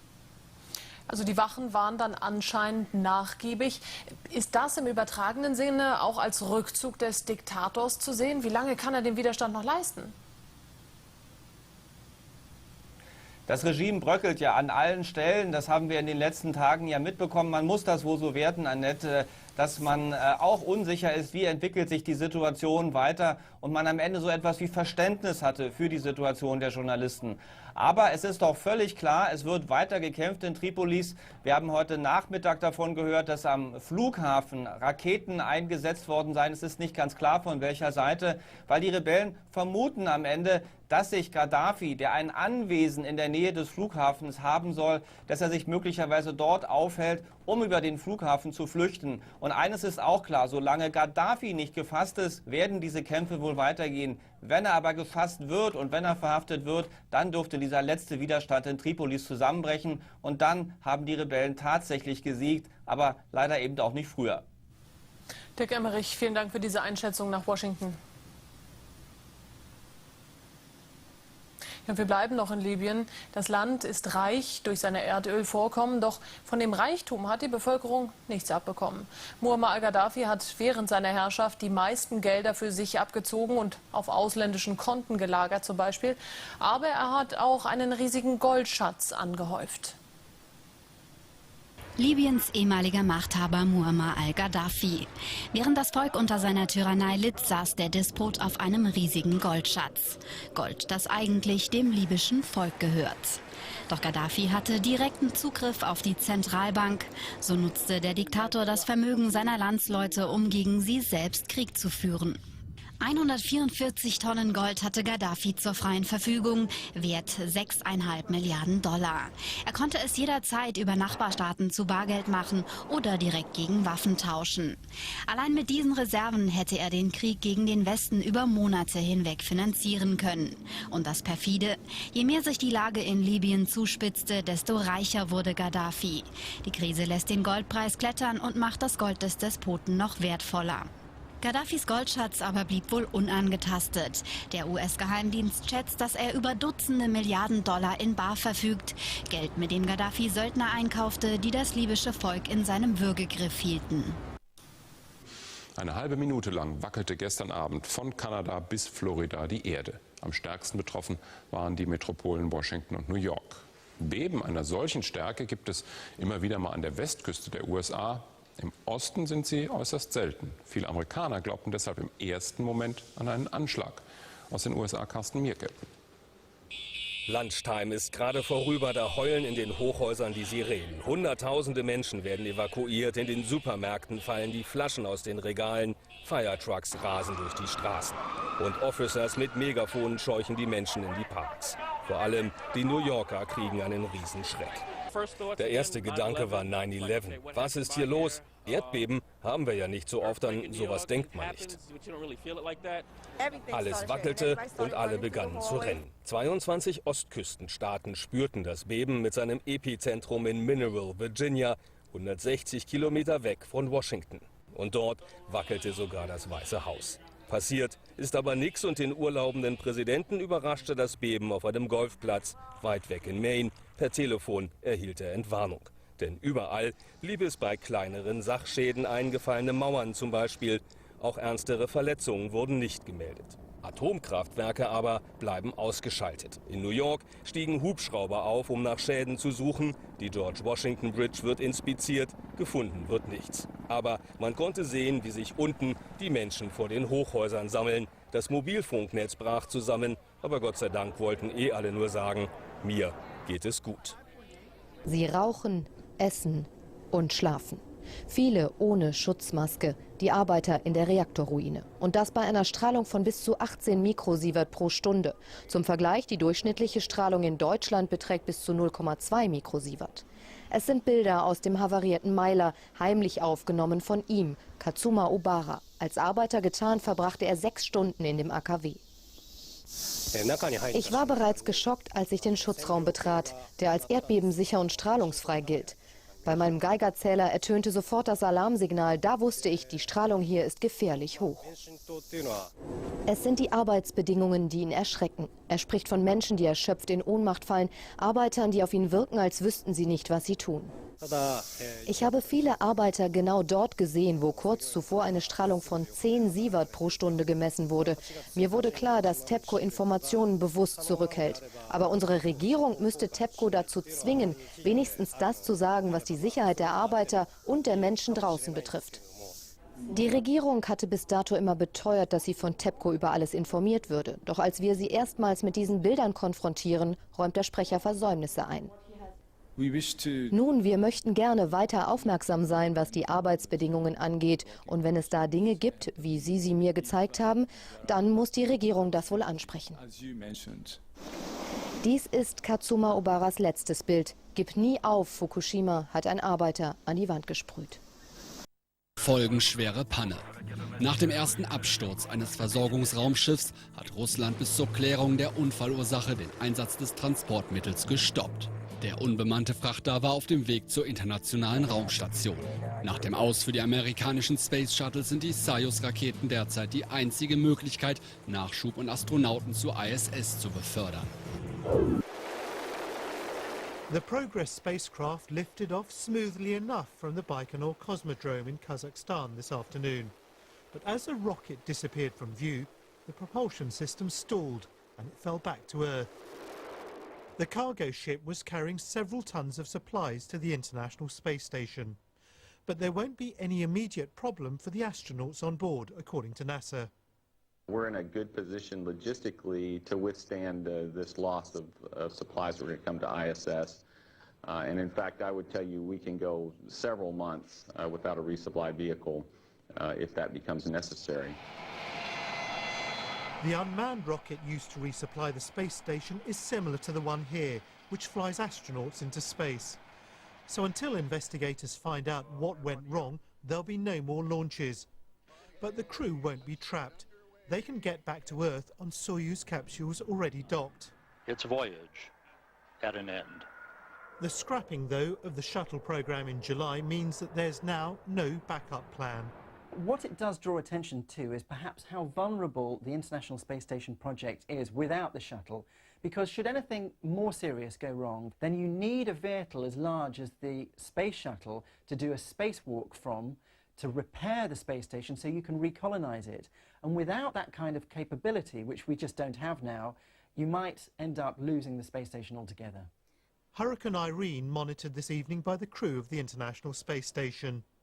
The astronauts can continue their scientific work for several more months, but if after that the problem with the Russian rocket system hasn't been solved, the orbiting laboratory will have to be abandoned. Palab Ghosh, BBC News.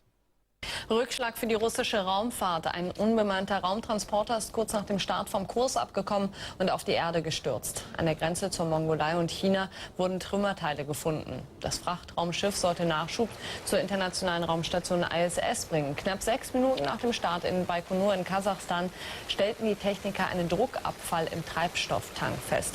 Wenig später brach der Kontakt ab. Schwere Panne. Nach dem ersten Fehlstartabsturz einer unbemannten Sojus-Kapsel, die Fracht zur internationalen Raumstation ISS bringen sollte, hat Russland alle weiteren Flüge gestrichen. Experten wollen zuerst die Ursache für das Unglück klären. Nach dem Aus für die amerikanischen Space Shuttles sind die Sojus-Raketen derzeit die einzige Möglichkeit, Nachschub und Astronauten zur ISS zu befördern. Noch immer wird in der libyschen Hauptstadt erbittert gekämpft, besonders am Flughafen. Gaddafi-Milizen setzten sogar Raketen ein. Die Soldaten, die jetzt noch auf der Regierungsseite kämpfen, sind oftmals Söldner, die keine andere Möglichkeit mehr für sich sehen. Wo kommt ihr her, fragt ein Reporter diese von Rebellen gefangen genommenen. Aus Ghana antwortet einer. Offenbar Gaddafi-Leute haben auch 4 italienische Journalisten als Geiseln genommen. Es gehe ihnen gut, durften sie telefonisch sagen. Ein Krisenstab versucht sie freizubekommen. Der alte Machthaber selbst bleibt verschwunden. Auf ihn ist ein Kopfgeld ausgesetzt. Der Übergangsrat will ihn lebendig oder tot. Am Ölhafen in Brega stehen Depots in Flammen. Gaddafi-Getreue hatten sie in Brand gesetzt, kurz bevor Rebellen das Lager einnahmen. Zusagen für Unterstützung kamen von einem Treffen des Rebellenchefs Djibril und des französischen Präsidenten Sarkozy. Mit den Militäroperationen hören wir auf, wenn sie nicht mehr benötigt werden, wenn Gaddafi keine Belastung mehr für die Libyer darstellt.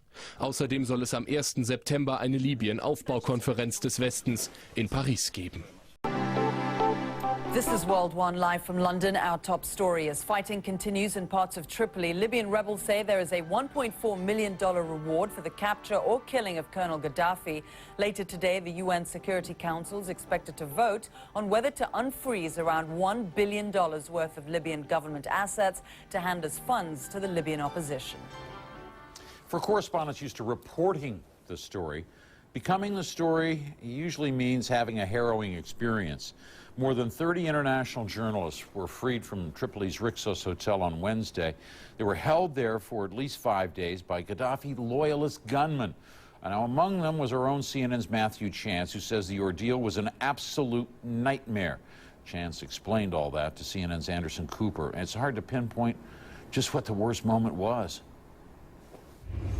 It's difficult, Anderson, to say which was the worst time. I think it was probably because there were so many of them. We were lying on our bellies at one point. We were hoping the shells that were coming into the compound weren't going to hit us.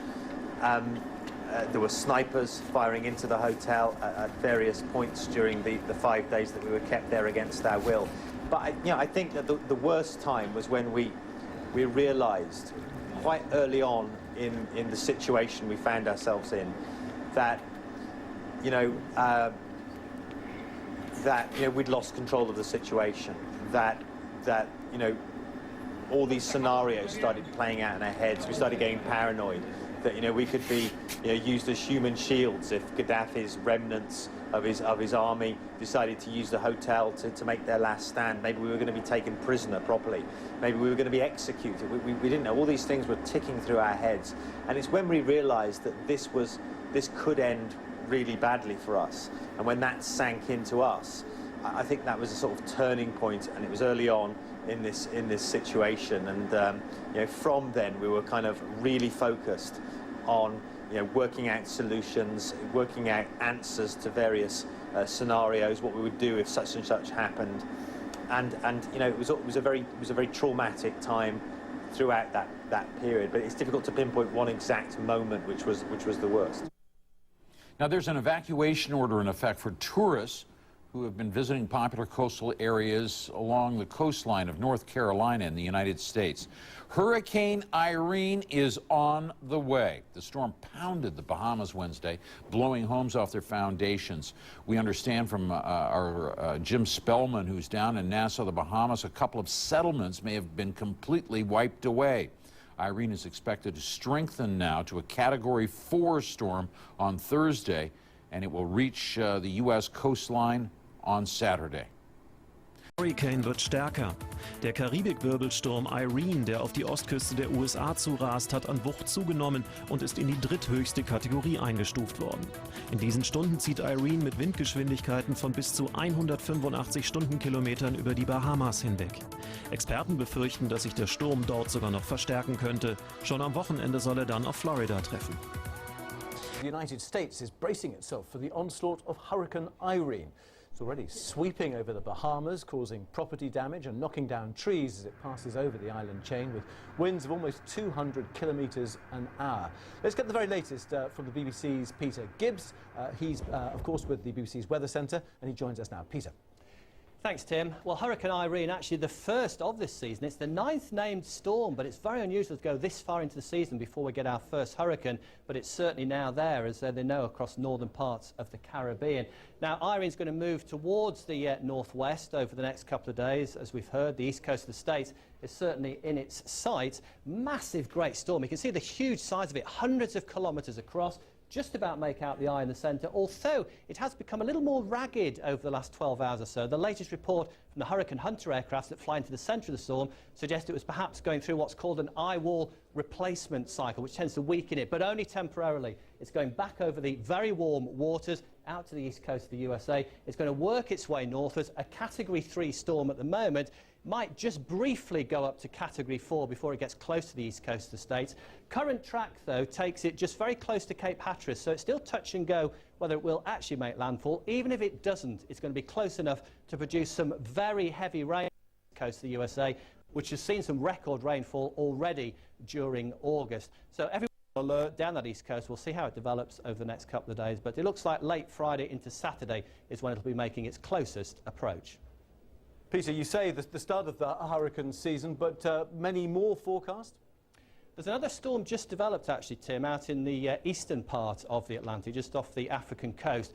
Tropical Storm 10, but it's only just developed. It doesn't look like it's going to particularly strengthen, and it's going to drift out into the open waters. So, at the moment, nothing following on behind Irene that's going to cause any problems. Good news on that front. Anyway, Peter Gibbs there from the BBC's Weather Centre. Yeah, and you know, Jim, as you're well aware, these are the worst kind to cover because, you know, they're not coming in perpendicular to the coastline to any one particular spot where people need to evacuate and get out of the way. It's coming parallel to the U.S. coastline, which means millions more people could be affected or millions more people might not be affected. That's the issue. Nobody really knows exactly where Irene is going to make landfall or even for sure if Irene is going to make landfall. Right now, we are under a tropical storm watch here. Just to the north of us is where the hurricane watch begins, which includes all the Outer Banks of North Carolina. And those watches were just issued this morning by the National Hurricane Center. So the reality is that literally all up and down the East Coast from the Carolinas through New England, all the way to Maine, people have got to keep an eye on this for the next couple of days. And very likely, everybody from North Carolina through Maine is going to feel some kind of effects from the storm. Jim? Do you kind of dread this? You know, as you do it, they always blame the correspondent standing out on the beach. You know, the guy made me leave home, or he didn't warn me. Yeah, there's no question about it. And, you know, the advice that we always give is, listen, you listen to the emergency managers and the police in your given areas. They're responsible to tell you whether you need to leave or whether it's okay for you to stay. One of the big concerns, Jim, is that, you know, survey after survey has been done over the years that show that when the hurricane belt from North Carolina down through Florida into the Gulf Coast, for the most part, people are prepared and know what to expect. You get north of North Carolina, Virginia, Maryland, Delaware, you know, New York, Rhode Island, Massachusetts, Maine. People in those higher latitude states the vast majority of them have never been through a hurricane. Many of them don't have hurricane plans. They don't have hurricane kits. They don't have evacuation routes mapped out, if in fact they should. That's one of the great dilemmas that emergency forecasters face, is that people in these northern latitudes haven't seen anything like this. 1985, Hurricane Gloria, the last big one to hit along Long Island. 1991, Hurricane Bob goes in around Massachusetts and Rhode Island. The really big one was 1938 in New York. How many people remember that one? Jim? Yeah, I don't remember that one. That's the only one I don't remember. I don't either. Ed Lavendary, hey, always great to have you with us. You know, I'm going to say stay dry, but I don't really mean it. You're going to be wet. I got to tell you the truth. Yeah, Thanks a lot. Will. All right. Take care. Well, that's to be it. You're watching World One live from CNN Center in London. I'm Jim Clancy. And I'm Zane Fergie. Good to be with you, Jim, as always. I can always steal one of your scripts there. You always do. Nothing's changed over the years. An update of news headlines is at the top of the hour. Stay with CNN.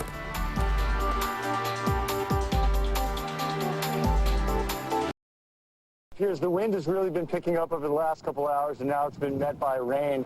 It's been just coming in lashing sort of bands here off of the Caribbean. Everybody here is really doing their best to get prepared. They know that this storm is going to be big, powerful. It's the real thing, Piers, and they're really getting prepared as best they can. And Chad, obviously the bigger concern outside of the Bahamas is where this goes next. What intelligence do we have right now on the direction of Irene? Waiting for that right-hand turn that we always forecast.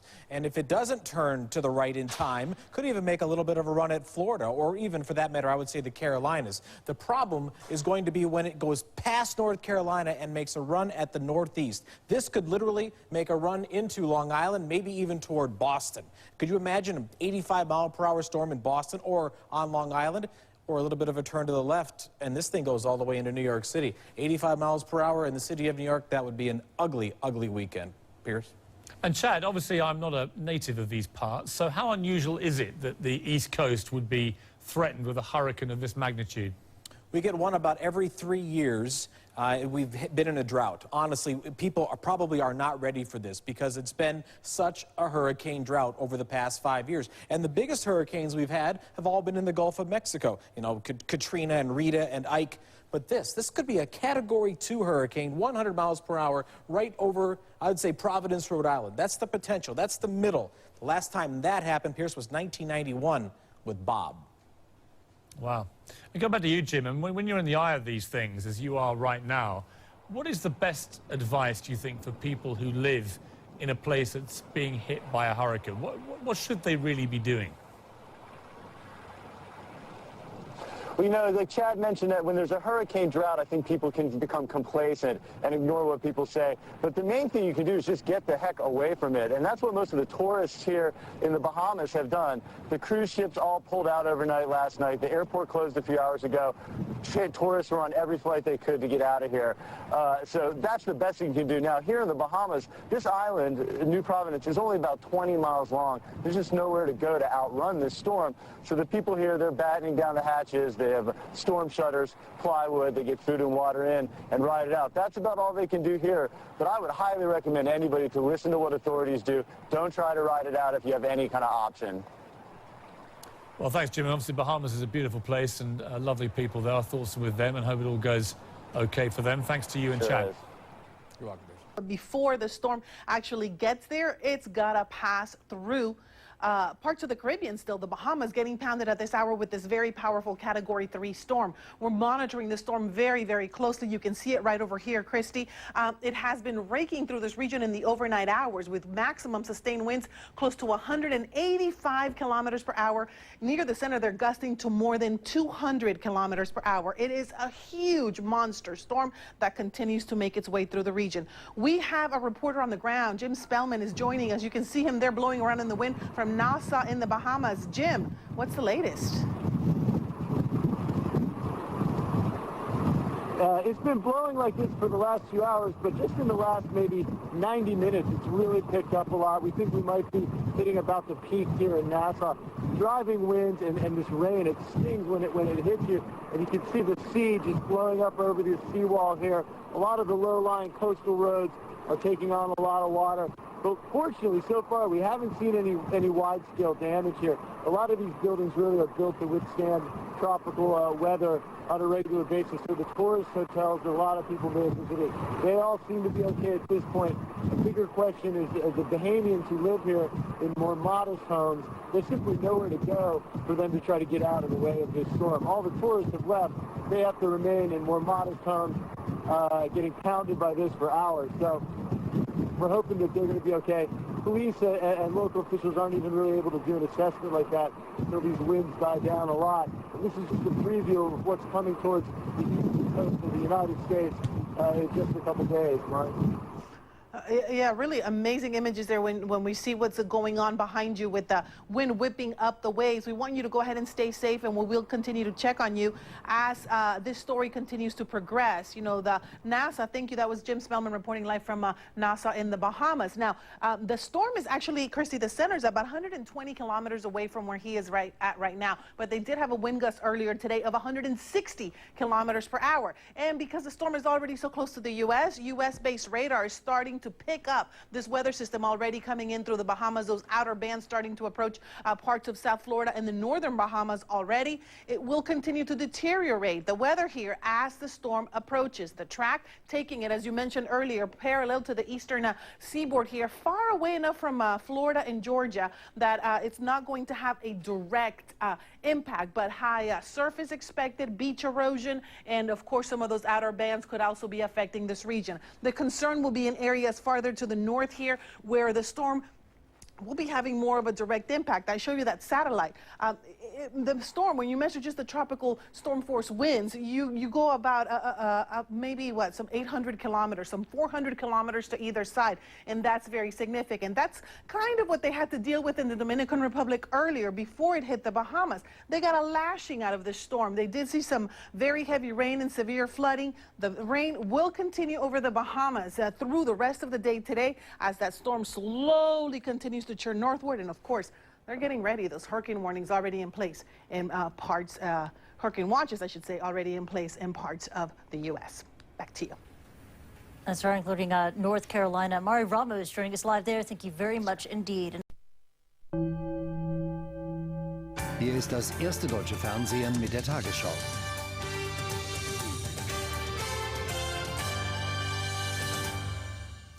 Guten Tag, meine Damen und Herren. In Libyen gehen die Kämpfe zwischen Anhängern von Muammar al-Gaddafi und den Aufständischen weiter.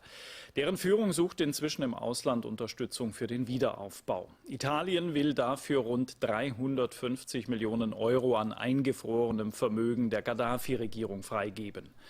Unterdessen durchkämmen Aufständische die Bunkeranlagen der Gaddafi-Residenz Bab al-Assisia in der Hauptstadt Tripolis. In einigen Vierteln gibt es noch Widerstand der Gaddafi-Anhänger, ebenso in den Städten Suara und Sirte. In Tripolis kamen am Mittag mehrere entführte Journalisten frei. Sie sind wieder frei. Die 4 italienischen Journalisten sind bei einer Razzia gewaltsam befreit worden. Gestern waren sie auf der Straße von Savia nach Tripolis von Gaddafi-Getreuen entführt worden. Sie haben geschrien, ihr seid Italiener, ihr bombardiert uns, ihr seid die NATO und Europäer. Dann haben sie unseren Fahrer hinausgezerrt. Er hat gebetet, weil er wusste, das ist sein letzter Moment. Und dann haben sie ihn vor unseren Augen getötet.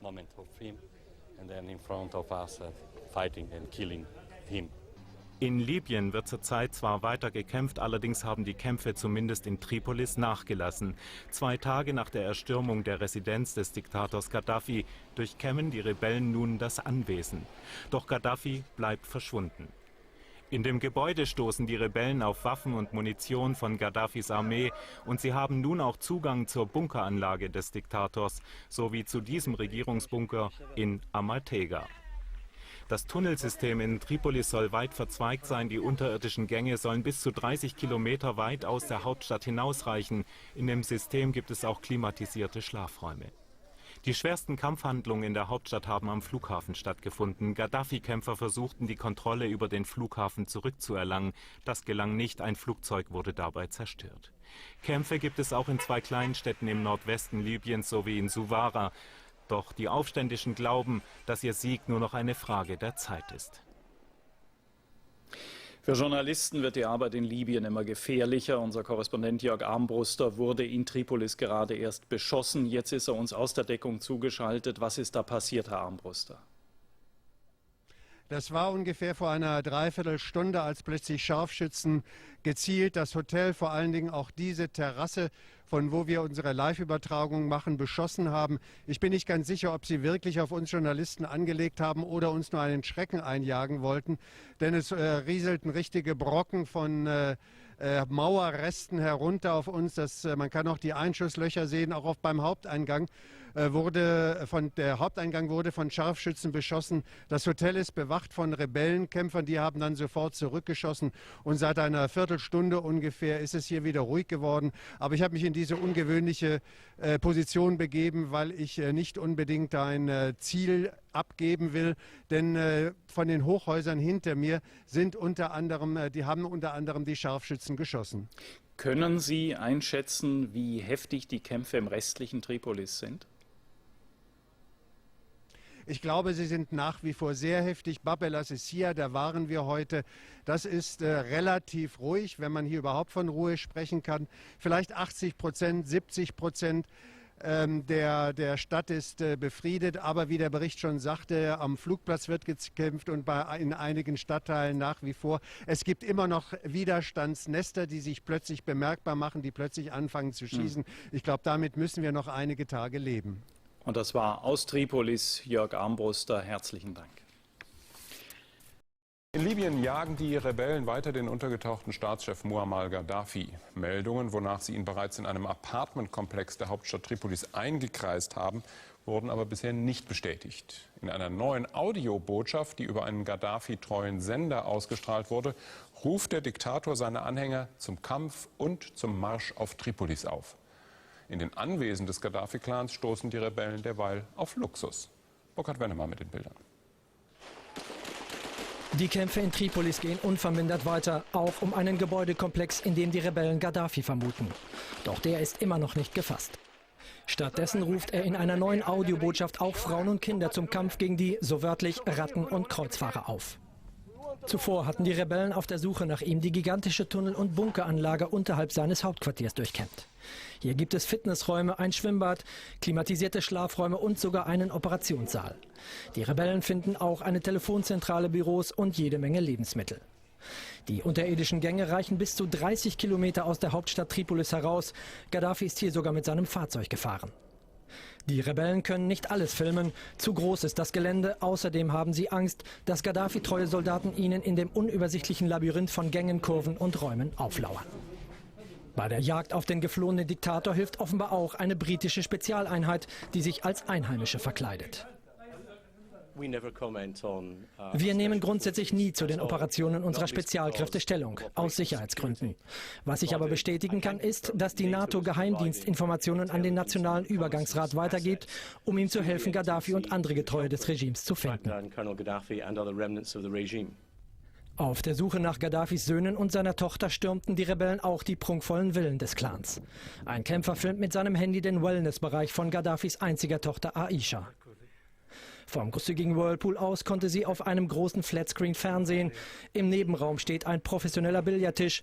Auch eine Sauna gibt es mit einer weitläufigen Dusche. Auch dieses Schwimmbad befindet sich in der Villa. Doch dort, wo Aisha einst residierte, auf einem goldenen Sofa in Meerjungfrauenstil mit ihrem Antlitz, haben jetzt die Rebellen Platz genommen. Offenbar entlädt sich die angestaute Wut auf den Gaddafi-Clan aber auch in Rache und Gewalt. So mehren sich Anzeichen, dass Aufständische bei der Einnahme von Gaddafis Machtzentrum Dutzende wehrlose Gegner willkürlich exekutiert haben.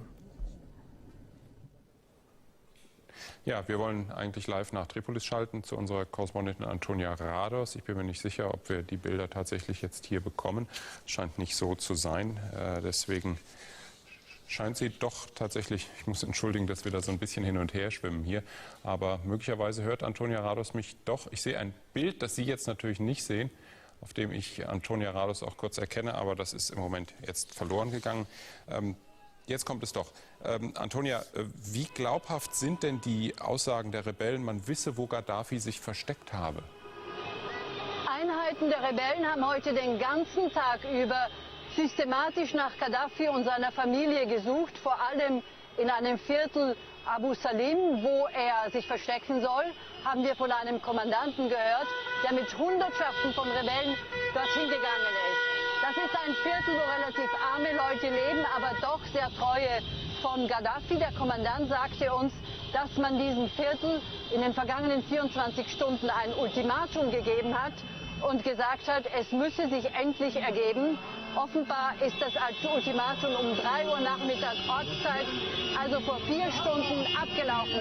Den Lärm, den Sie übrigens hier hören, das sind alles Gaddafi-Gegner, die hier nun im Zentrum von Tripolis auf dem grünen Platz feiern, dass zumindest die Hochburg vom Gaddafi Bab al-Sisir gefallen ist und natürlich hoffen, dass der Diktator bald gefasst wird. Wir haben vorher aber auch immer wieder Schüsse gehört. Antonia, wie stark sind denn die Kämpfe zwischen den Gaddafi-Anhängern und den Rebellen in der Stadt spürbar? Die allgemeine Situation hat sich heute etwas beruhigt. Es gab etwas weniger Schießereien. Wenn man jetzt von diesen Jubelschüssen in der Stadt absieht, die Bevölkerung wagt es, sich nun langsam aus den Häusern zu kommen. Die ersten Geschäfte waren auch offen und auch die Rebellen versuchen nun etwas Ordnung in das Leben hier zu bringen. Aber wie gesagt, in der Hochburg Abu Salim wird weiter gekämpft. Dort leben sehr, sehr viele Leute. Ein sehr schwieriger Guerillakampf, der hier in dieser Hauptstadt von Libyen stattfindet. Die Rebellen sind aber alle zuversichtlich, dass es ihnen gelingen wird. Das sagen sie jedenfalls in den nächsten 2 Tagen für Ruhe und Ordnung in Tripolis zu sorgen. Vielen Dank für diese Einschätzungen und Informationen aus Tripolis, unsere Korrespondentin Antonia Rados. Hurrikan bedroht US-Ostküste. Mit Windgeschwindigkeiten von bis zu 185 Stundenkilometern ist Hurrikan Irene über die Karibik gezogen. In der Dominikanischen Republik kamen 3 Menschen ums Leben. Der Sturm der Kategorie 3 zieht jetzt in Richtung US-Ostküste. Experten befürchten, dass Irene noch an Kraft zulegen könnte. Erste Inseln vor North Carolina wurden evakuiert. A live look at a satellite image of Hurricane Irene now plowing through the Bahamas. It's expected to intensify as it churns its way north. The U.S. Navy is sending ships based in Virginia all the way out to sea, much further out, so that they can ride out Hurricane Irene. The storm is expected to drive up America's east coast through the most populated parts of the country. CNN's Jim Spellman has been riding out the storm in Nassau, in the Bahamas. Jim, tell us more about the situation now where you are.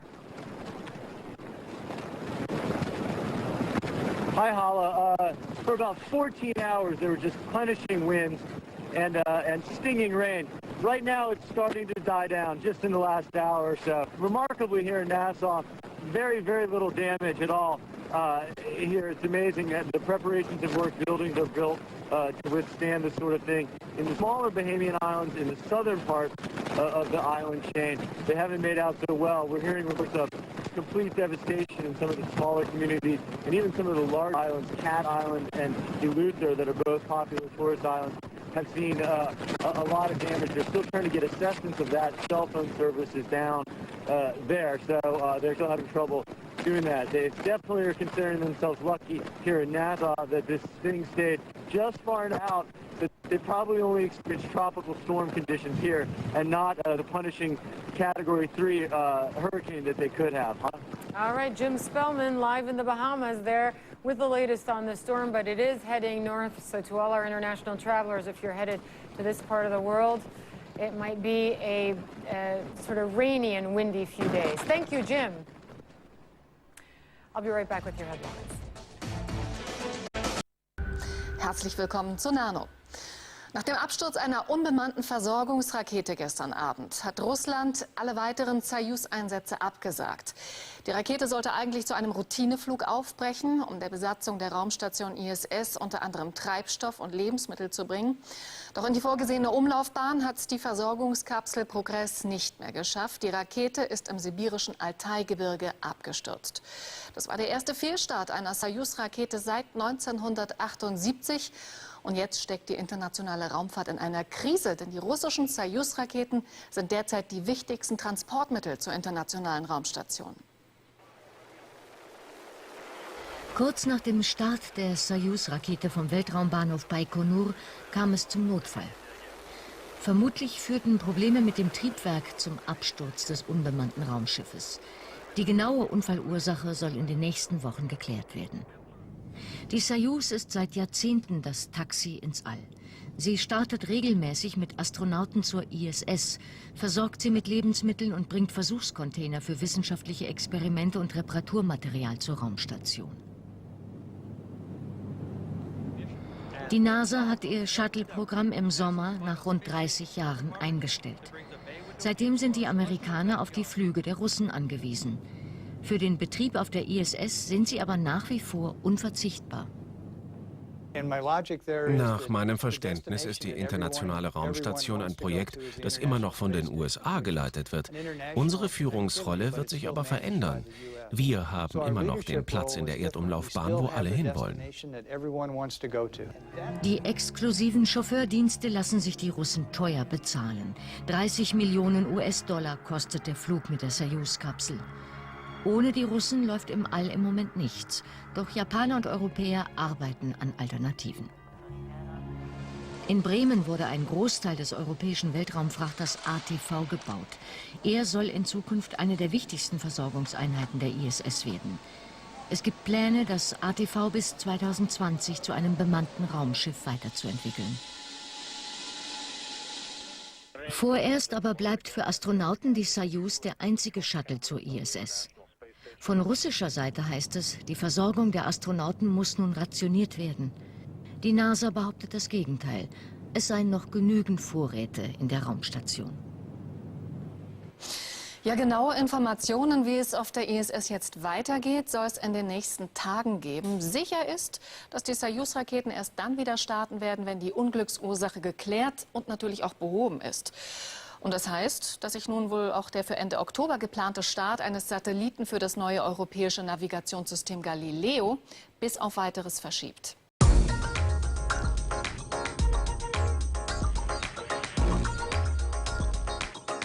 This week at NASA.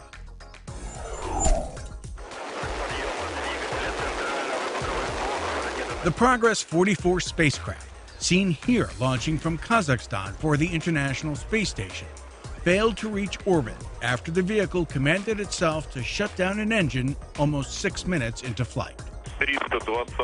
Following the 320th second of flight, there was failure in the first stage of the launch vehicle. Our Russian colleagues will begin the process of and will immediately begin to assess the data that's available to try to determine root cause. The unpiloted cargo ship carrying 3 tons of food, fuel, and other supplies for the 6 Expedition 28 crew members crashed in the mountainous Altai region of southwest Russia. We're in a good position logistically to withstand this loss of supplies that are going to come to ISS.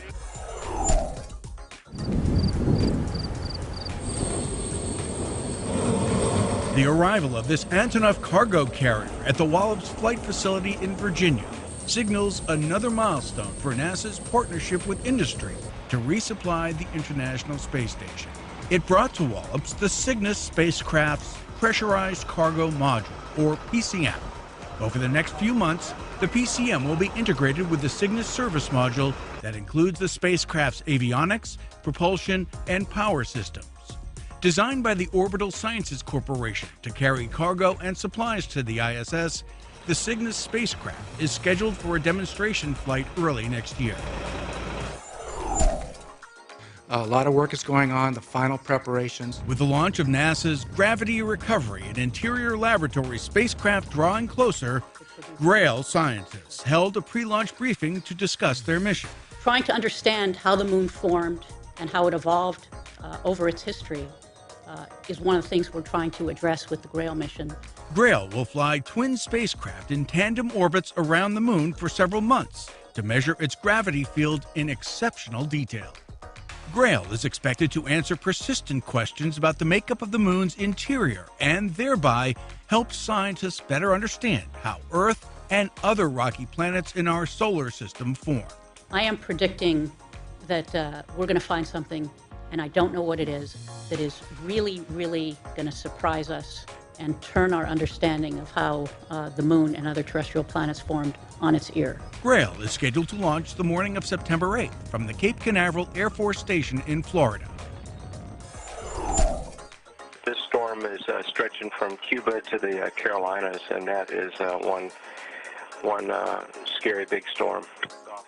As Hurricane Irene made her way towards the U.S. mainland, NASA helped keep a close watch on the storm's development and progress. Over a number of days, the Expedition 28 crew aboard the International Space Station trained its cameras on the huge Atlantic system almost 230 miles below. And this is NASA animation, produced from a series of observations made by NOAA's Geostationary Operational Environmental Satellite, GOES-13. NASA's Tropical Rainfall Measuring Mission satellite, TREM, helped measure the storm's intensity. Other observations were made by the MODIS, or Moderate Resolution Imaging Spectroradiometer, aboard NASA's Aqua satellite.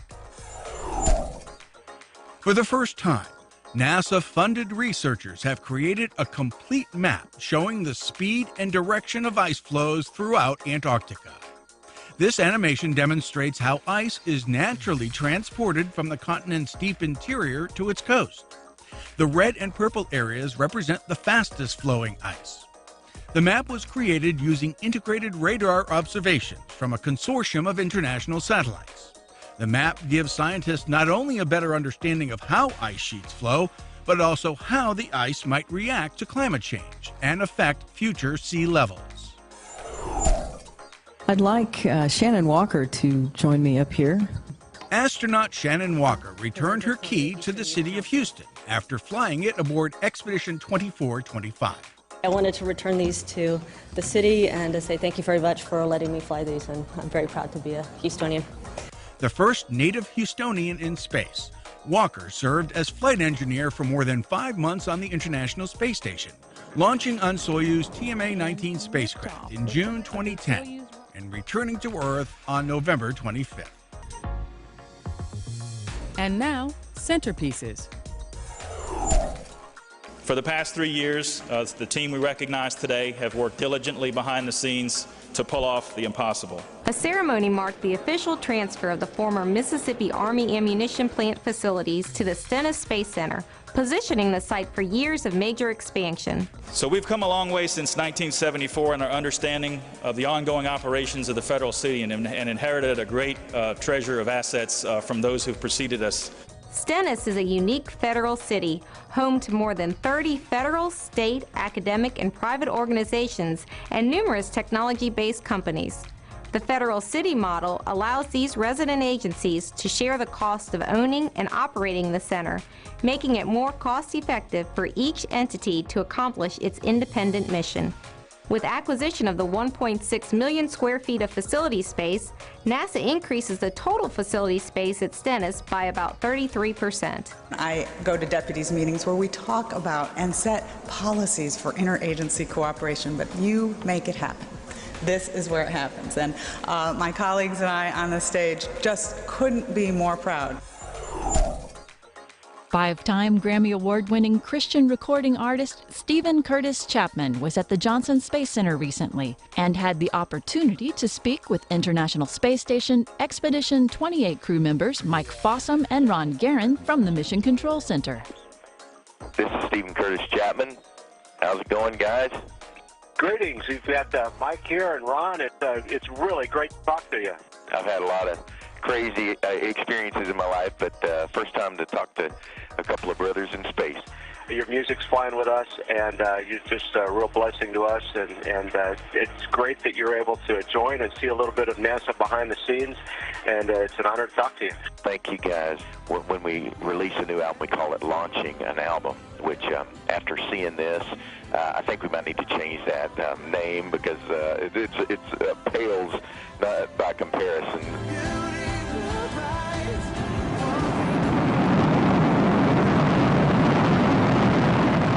I do think that launching is the proper word for it because it's a lot of the same stuff, a little less fire and smoke perhaps.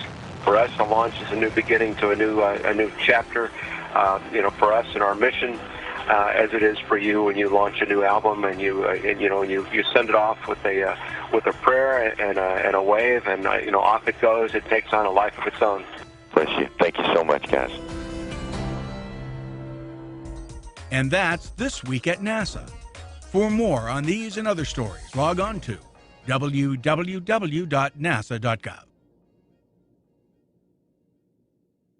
Sounds like science fiction, right? But it isn't. An international team of researchers are saying that it does exist. They say it was once a giant star, but all that's left is a shrunken diamond core 5 times the size of Earth. At 4,000 light years away, the only problem is going to be getting there. People all along the eastern seaboard of the United States are right now bracing for a hurricane called Irene, and this is a powerful storm. It has winds packing up to 185 kilometers per hour. The Category 3 hurricane now expected to make landfall along the coast of North Carolina on Saturday. Widespread flooding and damage are feared as a result of that, of course, and warnings and watches are all in effect as far north as the state of New Jersey. Now, there's another weather story that we're following today. The northern Philippines bracing for a dangerous super typhoon. Meteorologist Jennifer Delgado is tracking all of these storms. Jen? Hi, Jim. We've been talking about Hurricane Irene, but a super typhoon, the super typhoon is actually almost a Category 5 right now. And we're back right now, Jim. As we go back over to our graphic there, I had a little problem there with my mic, but let's show you in the graphic. The wind's 250 kilometers with some gusts up to 306. If you put this in the Atlantic with the winds, this would be a Category 5. And look at it. It is pounding the coastline of the Philippines. We're talking northern Luzon, and they're dealing with some very heavy rainfall across this region. Let's go to some video to give you an idea of what conditions look like right now. And the problem is it's going to get worse there because you see some of the winds picking up there. Look at all that rushing water. Well, this storm system, it's going to be moving very slowly, and that is going to bring the flooding situation even worse than parts. You have to keep in mind there's roughly about 1.5 million people in the province of Isabela. So I take you back over to our graphic here. Let's talk a little bit more. Again, the wind's now 250. Look at this, still strengthening, 269. This is a huge storm. The eye looks really good, and the problem is with it moving so slowly, that is going to increase the flooding threat. But look at it as it goes 48 hours out, still 250 kilometers, and then skirting that coastline of Taiwan, and it looks like still just to the north of Taiwan, we're talking 5 days out. So this is going to be a big problem across the region. This graphic right here gives you an idea how much more rain we're talking to work into the region. And look at some of those northern provinces, and that includes Isabela, 75 centimeters, even more. So flooding is going to be really a bad situation coming out of the Philippines, even though we're not expecting it to make a direct hit. It's going to get very close to that northern province of Luzon as we go 24 hours out. Back over to you, too. Thanks, Jen. Let's take a look at what's trending on social media right now. The leader has often spoken of his admiration for Condoleezza Rice. Now, rebels ransacking his compound in Tripoli have found an entire photo album dedicated to the former U.S. Secretary of State.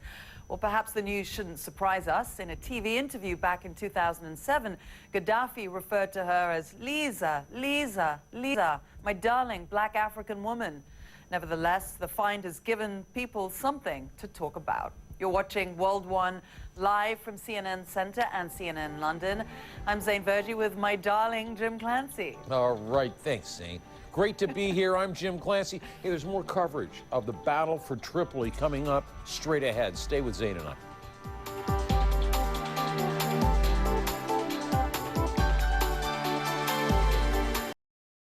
Mit dem Hurrikan Irene bewegt sich der stärkste Sturm oder zumindest einer der stärksten Stürme seit Jahren auf die Ostküste der USA zu. Die Behörden mehrerer Bundesstaaten riefen den Ausnahmezustand aus.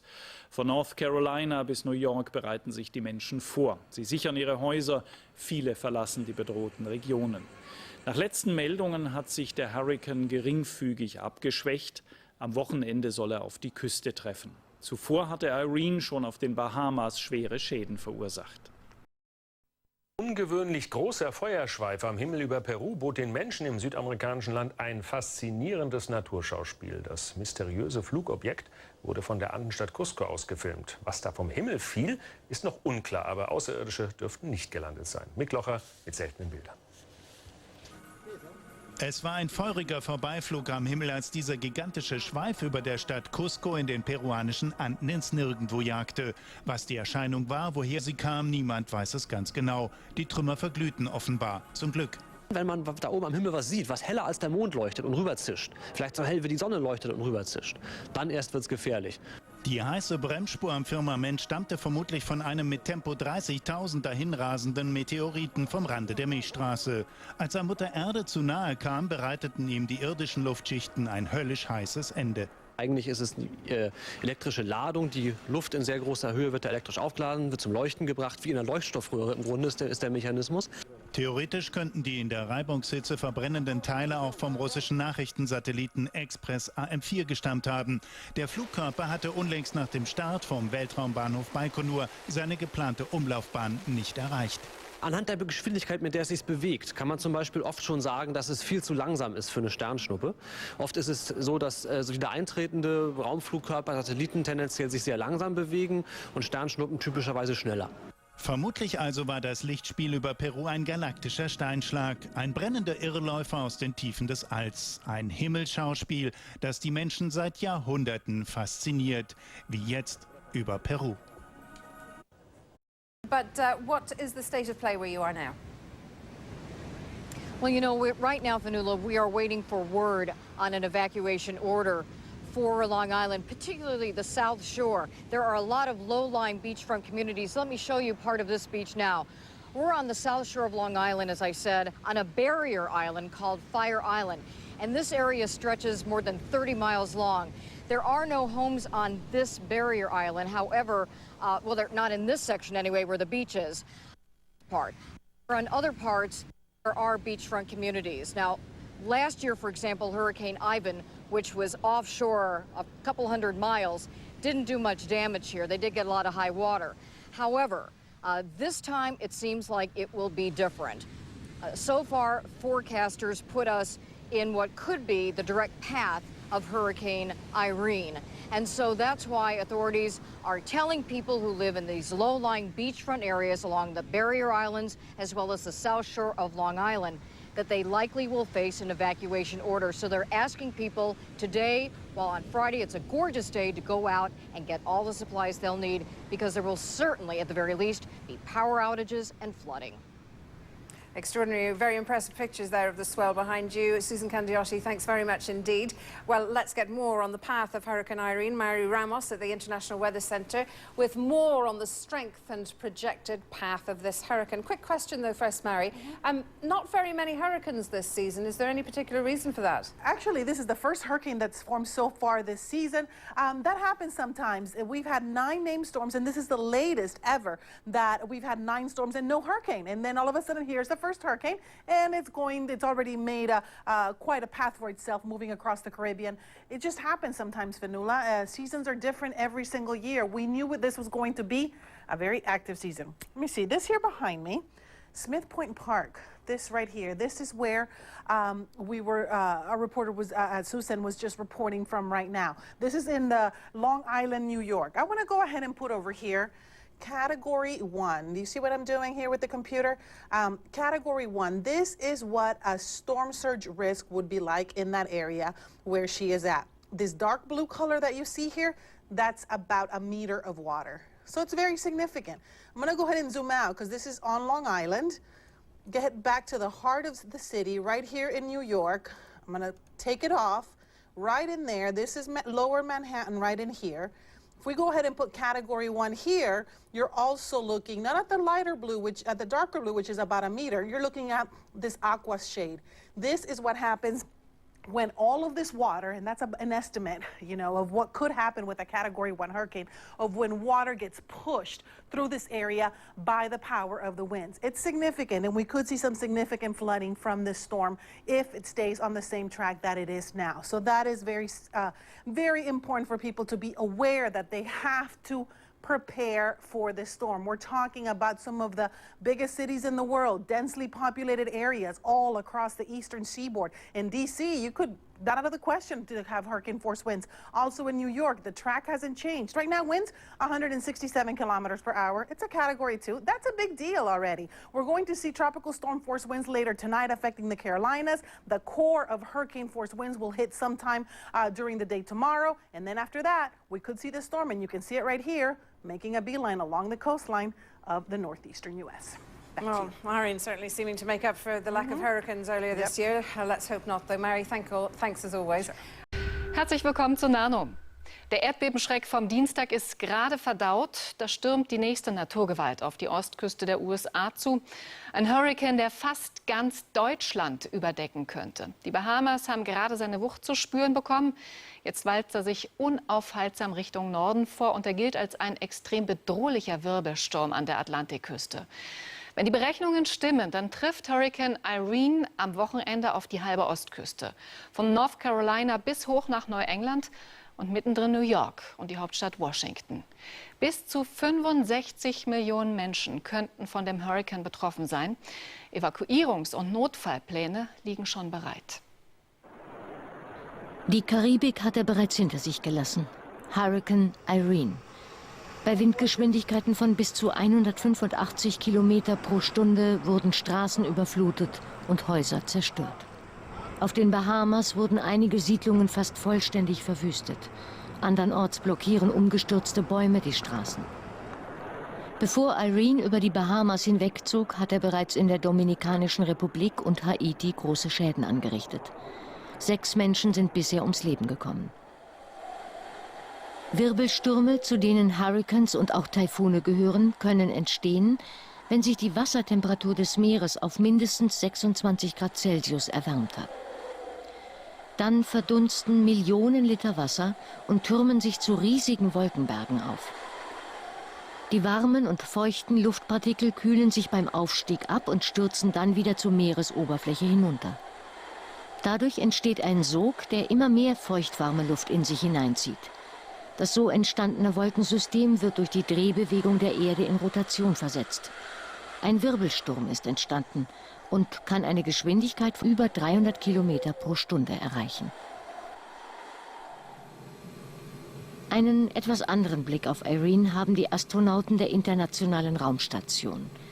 Sie können aus 350 Kilometer Höhe beobachten, wie der Hurrikan an Stärke zulegt und sich aktuell auf die Ostküste der USA zubewegt. Für die Bundesstaaten North Carolina bis New York wurden bereits Sturmwarnungen herausgegeben. Die Meteorologen erwarten, dass der Hurrikan in der kommenden Nacht North Carolina erreicht. Soweit es überhaupt möglich ist, versuchen sich die Menschen dort auf Irene vorzubereiten. Ja, nun suchen die Wissenschaftler seit Jahren nach Wegen, wie man Hurrikans abschwächen und vom Kurs abbringen kann. Darüber möchte ich jetzt mit Gerhard Berz sprechen. Er ist Meteorologe, Georisikoforscher und Autor zahlreicher Bücher zum Thema Klimawandel und Wetterkatastrophen. Herr Berz, ist es möglich, Wirbelstürme zu manipulieren? Es ist immer wieder versucht worden in den letzten Jahrzehnten, aber ohne Erfolg bisher. Und ich bin da auch sehr skeptisch, denn es ist im Grunde genommen ein Spiel mit dem Feuer. Man versucht an einzelnen Schräubchen zu drehen, dadurch, dass man Substanzen hineingibt in die Wolken wie Trockeneis und Silberjodid, um damit dem System Energie zu entziehen oder die Oberfläche abzukühlen. Aber was nun dann das ganze System damit macht, das ist nach wie vor nicht wirklich kalkulierbar und damit gehen wir ein hohes Risiko ein. Es gibt ja noch eine weitere Möglichkeit, dass man zum Beispiel gezielt die Wassertemperatur senkt, um dem Hurrikan letztlich das Futter zu entziehen. Wäre das denn eine praktikable Möglichkeit? Es ist technisch praktisch gar nicht zu machen, denn das riesige Gebiet, über dem der Hurrikan seine Energie einsammelt, das müsste man also irgendwie abkühlen. Zum Beispiel, dass man das Meer aufwühlt, was ja ohnehin durch den Hurrikan auch selber schon passiert, oder dass man durch andere Methoden das abkühlt. Das sind so enorme Energien, die man dazu bräuchte. Das ist technisch nicht zu machen. Also hat der Mensch nichts, was er Wirbelstürmen entgegensetzen könnte? Nein, ich glaube, es wäre auch tatsächlich gefährlich, das zu versuchen, denn es gab ja auch in den 70er Jahren schon das sogenannte Projekt Storm Fury, wo man das versucht hat. Und dann haben die Hurrikane plötzlich oder auch die Taifune im Pazifik ihre Zugbahn verändert. Und das gab dann auch diplomatische Konflikte mit den Ländern, die dafür verantwortlich waren und die dann betroffen wurden. Und zwischen denen gibt es natürlich dann entsprechende Schadenersatzforderungen, wenn man hier irgendetwas falsch macht. Und die Gefahr besteht wirklich, dass man etwas falsch macht. Stimmt dann eigentlich unsere Wahrnehmung, dass die Wirbelstürme immer schwerer in der Stärke werden und auch immer häufiger auftreten? Ganz sicher ist es so, dass wenn die Ozeane sich erwärmen, dass dann insgesamt das Energieangebot für solche tropischen Wirbelstürme größer wird und dass mit einer steigenden Meerestemperatur, vor allem wenn sie dann eben deutlich über die 26 Grad hinausgehen, die vorher schon genannt wurden, dass dann die tropischen Wirbelstürme regelrecht explodieren, also exponentiell an Energie zunehmen. Und wir haben das gerade auch in den letzten 15 Jahren gesehen, in einer Phase, die jetzt doch deutlich wärmere Temperaturen erzeugt hat im Atlantik, dass dann auch die Zahl der ganz großen Hurrikane deutlich zugenommen hat. Kommen wir jetzt mal ganz konkret auf Hurrikan Irene. Die Meteorologen sagen voraus, dass er voraussichtlich am Sonntag auf New York treffen wird. Wie genau sind solche Vorhersagen eigentlich? Die Vorhersagen sind in der Zwischenzeit doch sehr gut. Man kann sagen, dass sie so einen Unsicherheitsbereich von vielleicht 100 Kilometern haben. Und damit ist die Wahrscheinlichkeit doch sehr groß, dass der Hurrikan tatsächlich knapp an New York vorbeizieht, also New York noch in seinem Einzugsbereich drin liegen wird. Aber glücklicherweise vermutlich mit seiner windschwächeren linken Seite vorbeizieht, sodass die Windgeschwindigkeiten vermutlich nicht das Problem sein werden in New York. Er wird sich ohnehin vermutlich schon auf die Stufe 1 abgeschwächt haben, sondern vielleicht mehr die starken Niederschläge, die zu erwarten sind, oder vielleicht auch die Sturmflut, insbesondere an der Küste von Long Island entlang. Herr Bartz, ich danke Ihnen ganz herzlich für Ihre Einschätzung. Ja, und dann können wir nur hoffen, dass es eine solche schwere Naturkatastrophe hoffentlich an der Ostküste nicht geben wird. Vielen Dank. And people in some low-lying areas have been ordered to get out of New York. Rob Marciano is on Long Island for us. And Rob, we had a picture of you a moment ago before we came to you during our tease into the break, and you were just kind of walking up and down the beach. Is this a nice day to just go out for a stroll on the beach? Well, it's starting to spit a little bit. The winds are starting to pick up, and it's cloudy. So I wouldn't be out here just catching some rays, that's for sure. But there are quite a few of onlookers that are just coming here to check out the surf because it's pretty impressive. I mean, check it out behind me. You know, I as a kid, I'd go to the beach quite a bit down the road there in Jones Beach, and I thought maybe one day I'd cover a hurricane out here. But I figured it'd down be closer to Montauk. I never thought a hurricane would get this close, or potential hurricane this close to New York City. Nonetheless, this is a spot where the surfers hang out any day of the summer. But when you get big waves like this, they're coming out in masses. But I'm told, you know, there's some force behind those waves. And, you know, some don't all like riding in it, but there's a dozen or so that are out there right now. We do expect the surge to be great this time, around this time tomorrow. Talked to a few folks who live around the area, and many of them have different opinions as to whether or not they're going to stay or go when the storm comes later tonight. The best that we can think about is a very strong nor'easter that we had in the early 90s. And we really couldn't get off Long Beach. We couldn't drive through the West End. It was totally flooded. There was no way to get over the bridge, the Long Beach Bridge. And that was scary, but I think I live on one of the luckiest blocks in all of town because right where we are, we have never flooded. So I hate to say that now. Keeping your fingers crossed. Keep my fingers crossed, yes. I am definitely evacuating, and I'm a risk taker, and I'm not taking a risk this time because I feel like there's a good chance that we'll be stranded here without electricity, and I'm hoping to find safer ground somewhere else, maybe north on Long Island. So there you go. Evacuations have become mandatory at 5 o'clock this afternoon, and not necessarily getting off the island completely. That's via tunnel or via bridge or ferry, but just go a little bit further into the island, a little bit higher ground.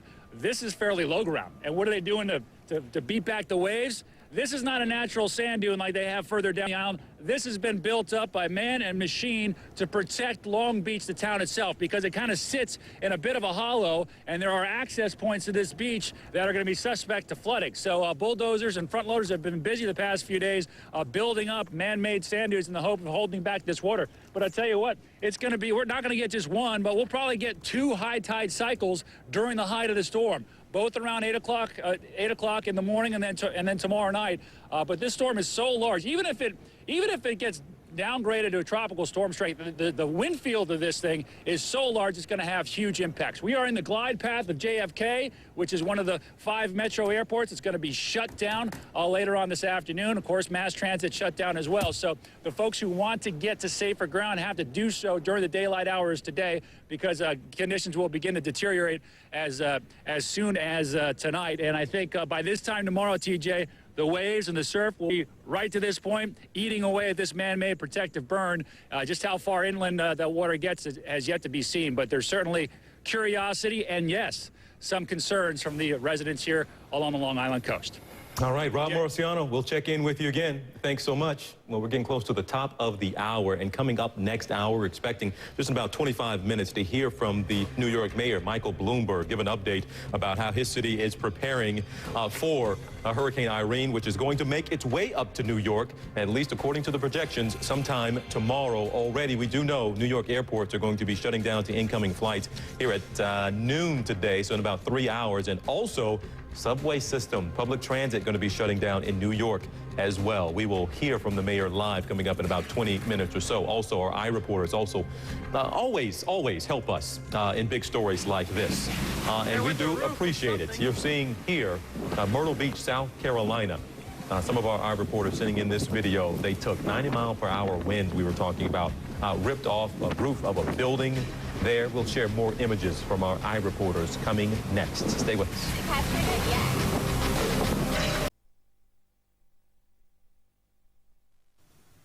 Herzlich willkommen, liebe Zuschauer, zu den Nachrichten hier bei NTV. Und wir blicken natürlich zuerst an die Ostküste der USA. Der Hurricane Irene hat die Ostküste nämlich erreicht. Um 14 Uhr unserer Zeit hat er North Carolina sozusagen getroffen. Irene hat zwar an Stärke verloren, bleibt aber brandgefährlich. Und wir schauen uns das mal im Einzelnen an. Mit Windgeschwindigkeiten von 140 Stundenkilometern trifft Irene hier im Bundesstaat North Carolina auf Land. Mit 1000 Kilometern Größe sind ihre Ausmaße riesig. Kurz zuvor wurde der Hurrikan zwar auf die Kategorie 1 heruntergestuft, Irene bleibt aber lebensgefährlich, so die US-Behörden. 65 Millionen Menschen sind von dem Wirbelsturm bedroht. Auch in den Bundesstaaten Virginia und Maryland ist bereits der Notstand ausgerufen. Auch in New York bereitet man sich auf Irene vor, die den Big Apple am Sonntag erreichen soll. Dies ist eine verpflichtende, ich wiederhole, verpflichtende Evakuierungsanordnung für alle tiefgelegenen und küstennahen Stadtteile. Mindestens 250.000 Menschen sollen ihre Stadtteile verlassen. Auf der Straße von der Küste ins Landesinnere kilometerlange Staus. Erste Krankenhäuser wurden bereits evakuiert. Auffanglager für Hurrikanopfer eingerichtet. Inzwischen sind auch alle New Yorker Flughäfen geschlossen. Auch der Bahnverkehr soll komplett eingestellt werden. Vorbereitungen auf den Hurrikan werden auch in Washington getroffen. Auch in den Zeitungen wie hier in der Washington Post ist der Hurrikan seit Freitag auf Seite 1 neben der Berichterstattung über Libyen. Nach dem Erdbeben vom Dienstag wäre es zum zweiten Mal innerhalb einer Woche, dass die amerikanische Hauptstadt die Gewalten der Natur zu spüren bekommt. Die Menschen sind vorsorglich aufgerufen, am Wochenende Ausflüge ins Umland zu vermeiden und besser zu Hause zu bleiben in ihren Wohnungen. Auch Präsident Obama verkürzte seinen Familienurlaub auf der Atlantikinsel Martha's Vineyard und warnte die Menschen noch von dort aus, die Gefahr des Wirbelsturms nicht zu unterschätzen. Wenn Sie sich im Einzugsgebiet des Hurrikan befinden, müssen Sie jetzt Vorkehrungen treffen. Warten Sie nicht, schieben Sie nichts auf. Wir hoffen auf das Beste, sind aber auch vorbereitet auf das Schlimmste. Hurrikan Irene für die Ostküste der USA könnte es ein Jahrhundertsturm werden. So schlimm wie seit 1938 nicht mehr. Am Telefon in Washington ist jetzt Dirk Emmerich, unser USA-Korrespondent. Dirk, Obama hat seinen Urlaub abgebrochen. Wie groß ist denn die Angst vor einem zweiten Katrina, wo der Politik ja ein schlechtes Krisenmanagement vorgeworfen wurde?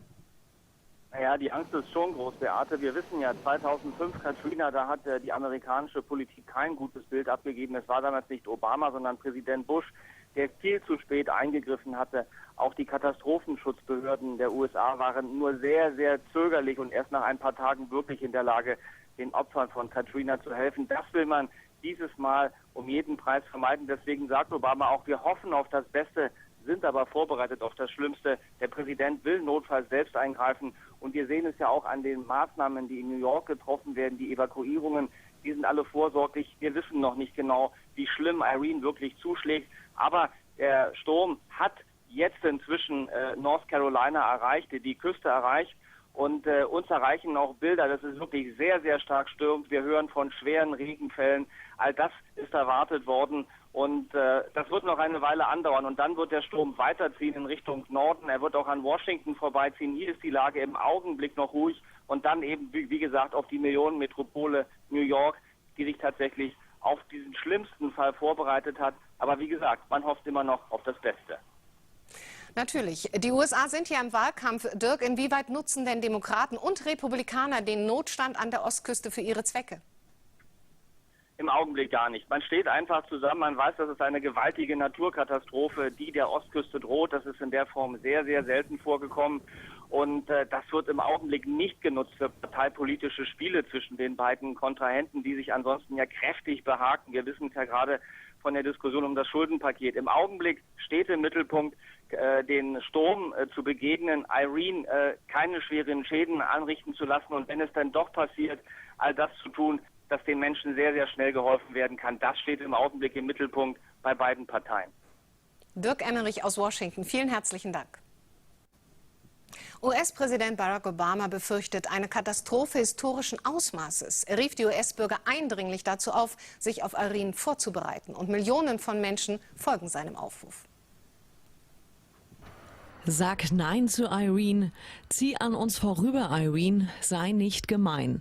Die Menschen an der US-Ostküste verbarrikadieren sich nicht nur vor dem drohenden Hurricane. Sie senden Irene auch gleich ganze Botschaften und Hilferufe. Insgesamt sind mehr als 50 Millionen Menschen von der Sturmkatastrophe bedroht. Auch wenn vielerorts noch die Ruhe vor dem Sturm herrscht, tun die Menschen alles, um sich auf eine mögliche Jahrhundertkatastrophe vorzubereiten. Wie hier in Maryland machen die Amerikaner regelrechte Hamsterkäufe, um sich mit genügend Lebensmitteln, Wasser, Kerzen und Generatoren einzudecken. Im Baumarkt unten an der Straße kommst du nicht mal mehr rein. Du musst klopfen, damit dich jemand reinlässt. Aber nicht alle nehmen die Warnungen ernst. Einige nutzen den Wind und sind sogar auf der Suche nach der perfekten Welle. Auf den Outer Banks, einer schmalen Inselkette vor der Küste North Carolinas, decken sich die Betroffenen vor allen Dingen mit Benzin und Generatoren ein. Die Häuser am Strand sind alles schon menschenleer. Von der Ferieninsel Martha's Vineyard ist nicht nur der US-Präsident Barack Obama frühzeitig abgereist. Auch viele andere Urlauber verlassen fluchtartig die Insel. Es wird immer chaotischer, wir fahren nach Hause. Reisen mit Fähren, die eigentlich komplett ausgebucht waren, wurden kurzerhand abgesagt. Wir haben unsere Ferien um 3 Tage verkürzt und das alles wegen dem Sturm. Wir sind deshalb sehr unglücklich. Die Menschen, die sich an der Ostküste der USA nicht mit Sandsäcken und extra gepackten Notfall-Irene-Paketen eindecken, ergreifen einfach nur die Flucht gen Westen. Doch weit kommen sie erstmal nicht. In Philadelphia on her way. Then Boston later. President Obama, cutting his own vacation short, warned Americans to take Irene seriously. I cannot stress this highly enough. If you are in the projected path of this hurricane, you have to take precautions now. Don't wait. Don't delay. New York is bracing for a direct hit. The city that never sleeps will have to walk. For the first time, Mayor Michael Bloomberg is shutting down mass transit. At the tip of Manhattan, 250,000 people have been told to move. We wouldn't be doing it now if we didn't think this storm had the potential to be very serious. New York hasn't seen a direct hit since the Great Hurricane of 1938. That's a sign for me to get started. It's time to go. On the New Jersey shore, forget about it. Get the hell off the beach in Asbury Park and get out. You're done. With winds up to 100 miles an hour, flying debris can become deadly. It can launch projectiles that are large enough, heavy enough, and would be traveling fast enough to kill a person. Flights are canceled up and down the coast, more than 400 at Newark alone. Amtrak has canceled travel south of Washington and expects to cancel more. Irene has lost some steam, but is still expected to pack a wallop on major urban areas. By the time the storm hits here in New York, these waters are expected to rise up over this barrier and flood lower Manhattan. The ABC's John Hendren reporting there. Now we're joined on the phone by Joe Hansen from the American Red Cross.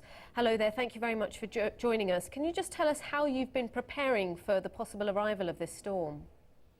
The American Red Cross has been out in front of the storm for several days now. We're making sure that we have people and equipment positioned up and down the eastern seaboard.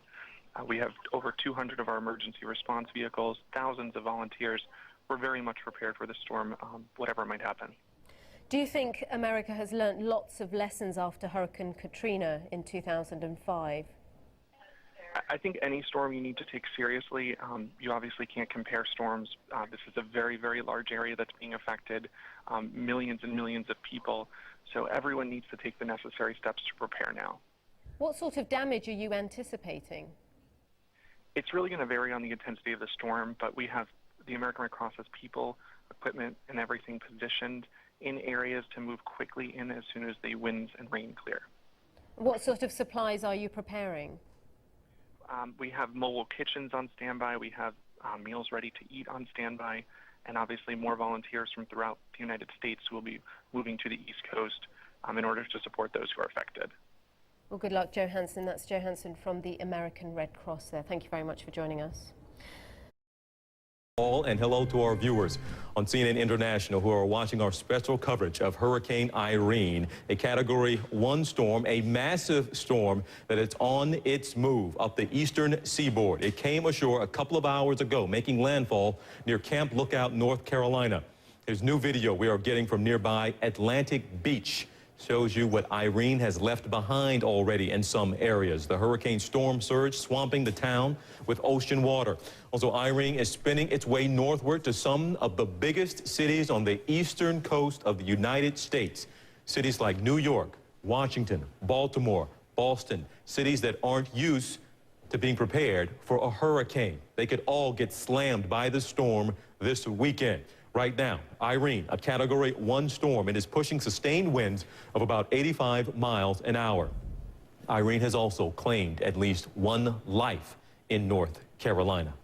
We do have special hurricane coverage for you this morning that spans that coastline from North Carolina all the way up the Atlantic seaboard. We're live in Washington, New York City. Both big cities are in the hurricane's potential storm track, but we need to start with where the hurricane made landfall, and that is in North Carolina. I spoke with the North Carolina governor, Bev Perdue, about an hour ago about the damage she's already seeing from this storm. We expect the whole East, it's about 43 counties, to be affected in some way or the other. 3.5 million people are the total numbers who live in that area. And so they've all battened down their hatches. We are also in the middle of a robust agricultural season, and so later this afternoon we'll start trying to figure out the crop damage. We are very concerned still about surges and flooding through many of the communities of eastern North Carolina. Move back to North Carolina. There's our Reynolds Wolf, who has been in these elements for the past several hours. Reynolds, hello to you once again. Hi, TJ. Great to hear from you. I'll tell you the situation here on the Outer Banks, specifically Kitty Hawk. The rain is intermittent, but one thing has been just continuous for the last, I'd say, 10 minutes, at least since I've been out here, is just blasted, absolutely blasted by the sand. And it's like a stinging sensation, almost like these microscopic bits of shrapnel just pounding into us right from the beach, right towards the lens cap, right towards your TV screen at home, where you happen to be watching this. What I can tell you is that if you were to look at this from high above, it looks like a giant atmospheric saw blade marching its way to the north. What it's doing at ground level, picking up that moisture moisture behind me, bringing those waves right along the shore. And I can tell you, they're coming right up to the very, very edge of the sand dune. Now, you have to remember that this island, Outer Banks, it's not made on limestone. It's not made on some kind of coral reef. This is just pure sand. And with that in mind, it's very, very subject to serious erosion. It was back in 2003 that Hurricane Isabel cut a channel through parts of the Outer Banks that was nearly 2,000 feet wide. At the same time, a depth of about 15 feet. Army Corps of Engineers came back in, did the great job they did, and fixed that problem. We might see more problems develop up and down the Outer Banks. Got some good news, though. Some of the good news that we have to report, TJ, that's new this hour. Ashley Coram and our photojournalist Mark Biel of CNN went out and about, did a little bit of reconnaissance in the neighborhood here. Couldn't find a soul. Not a single business open, but most importantly, you don't have people out and about exploring things. That's the great news. Whoever happens to be here in Kitty Hawk, thankfully, is doing what the state and certainly the local governments have recommended. They've sought shelter. They're in safe spots, and that's the way we like it. That's the good news. Conditions are going to probably get worse over the next couple of hours. I would expect right around noontime, maybe around 12:30, perhaps even 1 o'clock, is when we should get the full fury of this system. Then things will rapidly improve as they have a bit farther south where John Zarella is. And then as my friend Rob Marciano up north on your Long Island, things are slowly going to get worse for them. Certainly getting worse up towards the north over the next several days. Let's pitch it back to you, TJ. Reynolds, we appreciate you once again. Hang tight. We'll check in with you again shortly. Let's move now to our Jason Carroll. He is in Atlantic City, New Jersey. Good morning to you. Are people there listening to the warnings and getting out of the way of this storm? Jason. So far, I think they have been, TJ. As we drove through Atlantic City, it was really like a ghost town. As you know, Atlantic City under a mandatory evacuation. Right now, I'm standing on Atlantic City's famed boardwalk. As you can see, ocean right up there. Still not looking too bad at this point. We have a light rain that's coming down, but obviously things expected to get much worse as the hours wear on. Lots of concern about how the city will fare and how the boardwalk will fare. Right over there is the famous steel pier. During 1944, when there was a major hurricane that came through here, it was badly damaged. The boardwalk was badly damaged, in fact, and there's lots of concerns about how it's going to fare during Hurricane Irene. I want to bring in Vince Jones with me right now, TJ. He is with the he is the Emergency Management Coordinator. I want to talk to you about a number of things. First of all, the mandatory evacuation. Looked like a ghost town when we drove through here. Obviously, a lot of residents decided to leave. A lot of the guests in the hotels were forced to leave. How many are left, and how did it go in terms of evacuation? Up and down the barrier islands in Atlantic County, again, like you said, we had a mandatory evacuation that went into effect yesterday, 6 a.m. For the most part, most of the residents are gone, have evacuated the barrier islands. There were a few residents that did opt to stay behind. When we met with those residents and we did meet face-to-face, we explained the storm, we explained the severity of the storm, explained why it was very important that they do leave. Some did change their mind at that point and agreed with our local officials and did leave. Some still opted to remain behind. We explained the circumstances of them staying behind. They fully understood that. But for the most part, as you said, most of the barrier islands, if anybody's watching it on the media, these are ghost towns, which is exactly what we wanted to accomplish. Also, all 11 major casinos here in Atlantic City closed, forced to close. In fact, this is the Resorts Casino right behind you, TJ. This is all boarded up. This is what the casinos are doing. They're boarding up their front to the boardwalk. They're also putting sandbags down. This has happened twice before. Once in 1985, I'm told, and once again in 2006, when the government shut down. In 85, it was another hurricane.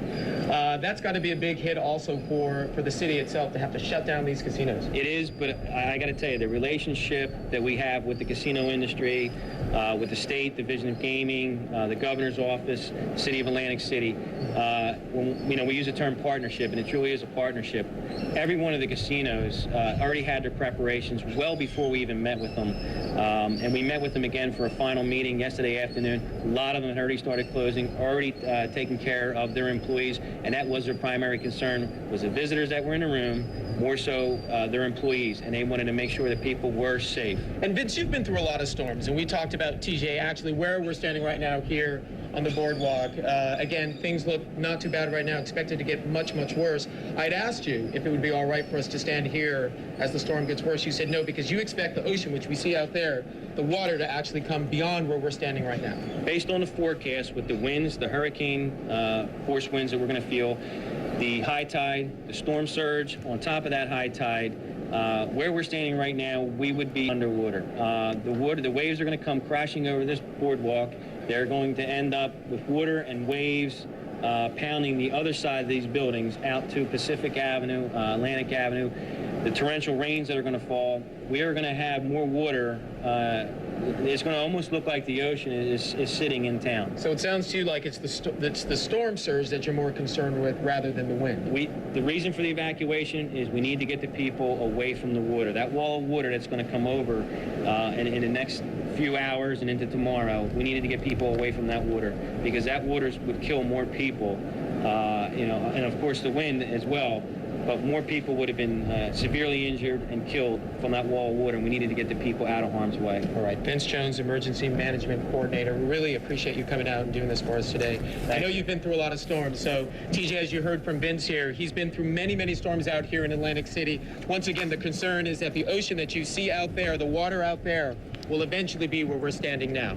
TJ. All right, Jason Carroll, good to have you with us this morning. We appreciate you. Also, a little north, certainly of where he is right now, Hoboken, New Jersey. That's certainly closer to New York City. The mayor there, Jackie Jarris, we reported a short time ago, issuing a mandatory evacuation order for the ground units for people in Hoboken. So they're expecting that water as well. And like you mentioned, you got somebody that lives on the 6th floor. You might want to knock on the door and say, hey, can I hang for a bit? Right, but don't bother your friend on the 16th floor, by the way, because then you start worrying about some wind issues and some damage windows, damage possibly. It's probably going to be flying debris that would break open your window, not necessarily, the strength of the winds overall from that storm system. So keep that in mind. This is a Category 1 storm now, 85 miles per hour. And in the next hour, we're going to have an update on this intensity from the Hurricane Center. So make sure you stay tuned because we will likely see some more changes. But as this thing is making its way through the Pamlico Sound, very little change in intensity should be expected. You normally think landfall, okay, it's going to weaken quite a bit. This is very marshy. This is very swampy. And, so we're not expecting a whole lot of weakening. Here you can see there's that red box. That's a tornado watch, which is in effect. This thing's moving northeast very slightly. It's going to be hours and hours and hours that you're in the Virginia Beach area. Hours and hours and hours for you across the Delmarva. Look at this. Washington, D.C., you're already starting to get right on the cusp here of that rain beginning to move in. You're going to be in for a very wet day with the worst conditions coming in later on for tonight. And look at up here into the northeast. We're starting to see those first rain bands. You heard Rob Marciano mention it across Long Island and into New York City. So watch for conditions to go downhill very, very rapidly. There's really no time left for you to get out of the way. Let's talk a little bit about impact and how strong these winds are. The tropical storm force winds extend out 260 miles from the center of the storm. So as we take a look at this map, this shows you who's going to be impacted. We're talking about 40 million people in the U.S. are going to be impacted by 50-mile-per-hour winds or greater. We'll zoom in. There you can see the strongest of winds are expected into the eastern Carolinas. And then as we head on into the northeast, you can see a couple of those peak areas where they're going to get a little bit stronger. And then we're going to see it here. And this is all based upon the current forecast track, which, by the way, has been looking very good so far. It's really following what we thought it was going to do, at least over the last 24 to 48 hours. So there you can see through Connecticut, just west of Providence, through Massachusetts, just east of the Boston area, on up into New Hampshire, and even into Maine, where we're going to see potentially those Category 1 winds. And that's why we're going to see so many people without power and why you need to have those emergency kits. And let's go ahead and show you that official forecast track and more on that timing. This is going to be moving through the Outer Banks today. It's going to be heading on up for Virginia tonight in the Delmarva. As we head into tomorrow, then we're going to watch for this to move near Long Island, potentially up into Connecticut. And by Monday morning, it's going to be out of here altogether. So we've got the weekend. This is a weekend storm. It's a long duration event. You're going to have a hard time sleeping tonight in places like D.C. on up into Philadelphia and New York City. The winds are going to be strong. The rain's going to be heavy. And we're going to see a whole lot of flooding with that 6 to 12 inches of rain. All right, Jackie Jarris. thank you once again.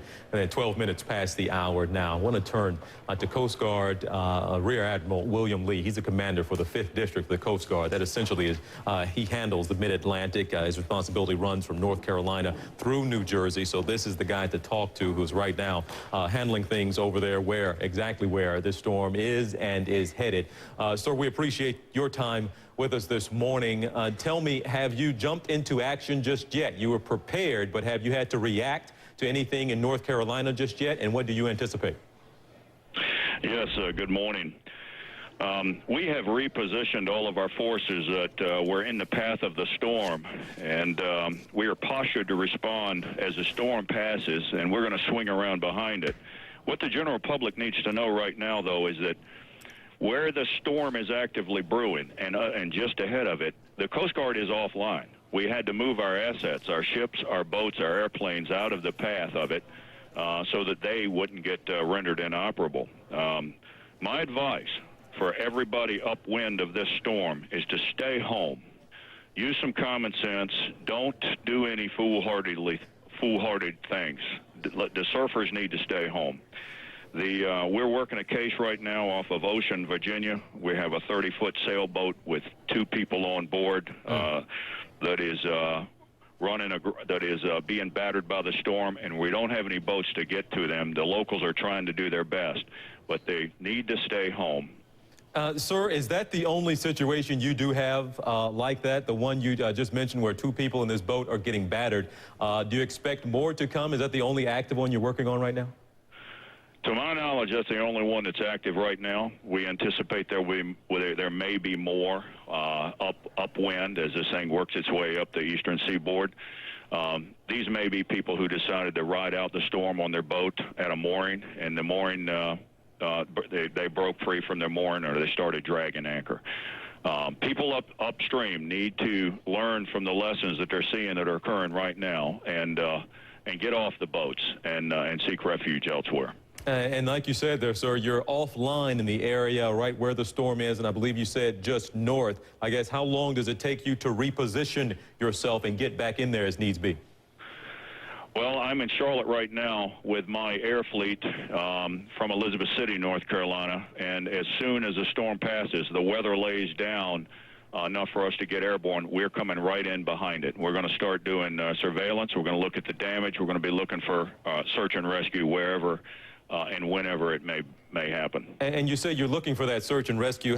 And I had General Honore here talking to me about it a short time ago, and he says that's maybe the one thing we don't do so well just yet is make sure we know where the most vulnerable people are, people who maybe couldn't evacuate, the elderly. I guess how do you go about, are you literally out there searching for people, or are people, those distress signals in some way, form, or fashion coming to you all via calls and say, hey, you need to go head here and get this person, head to this neighborhood? How does it work?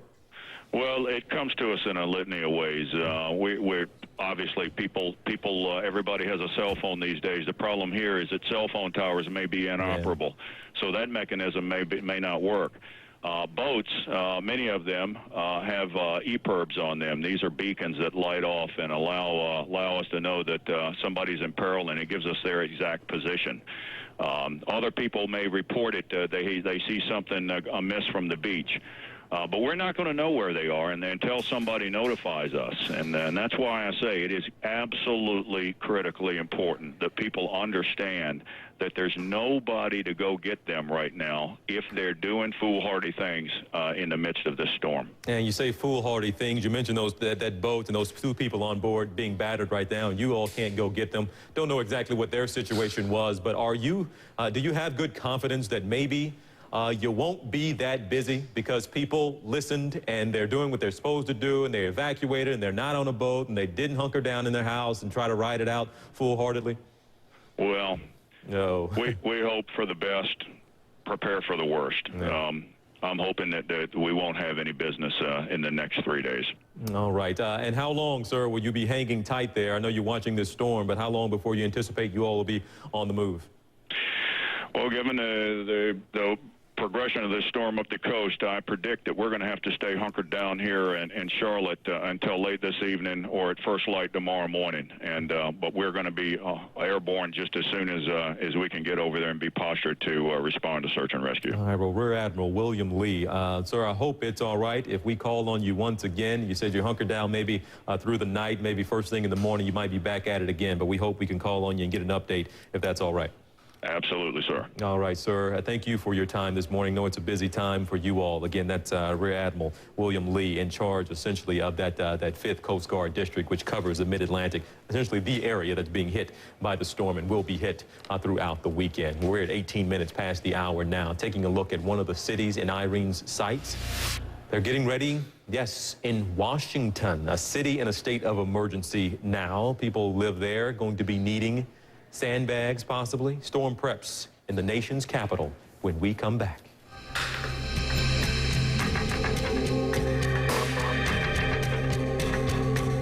Road to Durban, a green city journey. Morehead City, North Carolina. It has been a rough few hours for the people on the coast of North Carolina, and it is not over just yet. You see one boat there hanging on.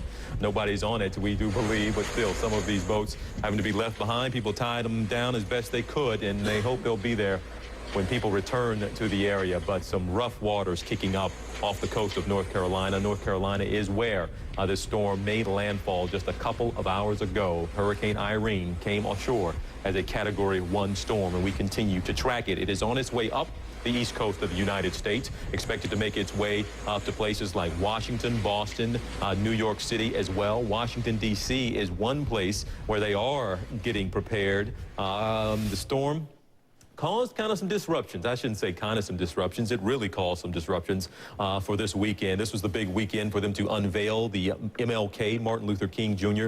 Memorial on the National Mall. Big dedication ceremony set for tomorrow, but it had to be canceled. But this is one event we can show you that is taking place. This is an interfaith service happening right now. A national prayer service as a part of the Martin Luther King Memorial. But at least they were able to do this. This is inside. You have a number of dignitaries and VIPs there, civil rights icons, legends, and people who were friends of Martin Luther King participating in this. The live picture you're seeing, that's happening right now. But again, this is one of the few events associated with the National Memorial that's able to take place this weekend. The major dedication did have to be canceled. Let's turn to D.C. and get more on this from our Athena Jones, who's been standing by for us this morning. And Athena, the plan was for me to be there with you and a lot of us to be there to cover the dedication tomorrow, but just not possible.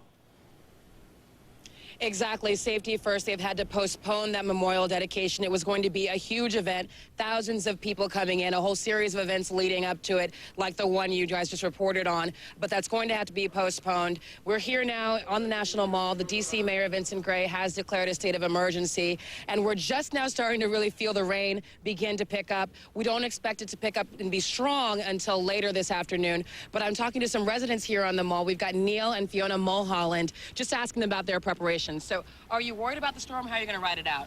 Well, yes, we're worried. You know, right now it's the proverbial calm before the storm, so we've stocked up. We have food at home. We've got a couple good books ready to go and a couple movies we're lined up to watch. And we're enjoying the morning, and we're going to go home, and we're going to spend the afternoon and evening and tomorrow inside until the storm passes. Now, have you ever experienced anything like this? Well, in D.C. lately, we've been getting a lot of things. We had the blizzard 2 years ago, and we had the earthquake this week, and now the hurricane, so hopefully after this we're done. And last thing, what are you telling friends and family who may be worried? We're good. It's all good in D.C. It's quiet right now. We're going to ride it out at home, and so we're safe. Right. So city officials are telling people to be prepared. They're handing out sandbags. They're telling people to have batteries on hand, flashlights, and to get cash just in case the electricity goes out and the ATM machines are difficult to get into. So that's how people are preparing here, TJ. All right. Athena, thank you once again, live for us in D.C. And a lot of advice has been coming your way this morning. People telling you what to do. A lot of officials telling you what to do when this storm comes. And even General Honore, who's been talking to us here, he says it's a culture in our nation we need to to build up to, but you need to take care of your neighbor. Maybe the one down the street that's less fortunate can't just hop in a car and take off. Maybe the elderly person across the street, you need to check on them. That's some of the advice people are certainly getting. Take care of your neighbors. Also take care of yourself, and you got to take care of your family during this storm. It's a serious storm, even though it was downgraded to a Category 1, but it is on the way, and it is still a huge storm, going to be a big wind maker and rain maker. I talked to Homeland Security Secretary Janet Napolitano just a short time ago about what people need to be doing right now. If you are in an area where your governor or mayor has said there's a mandatory evacuation order, please abide by that order. And even if you're not in an evacuation zone, please know this is a big storm. It covers a lot of territory. Be prepared. Have some food, flashlight batteries, extra water, the sorts of things that will help you get through in case particularly power is out for some period of time. All right, at 25 minutes past the hour now, we're going to be checking in just a moment with New York City, a place that has seen something they haven't seen before. Mandatory evacuations of some 370,000 people in anticipation of a hurricane. Quick break, we're right back.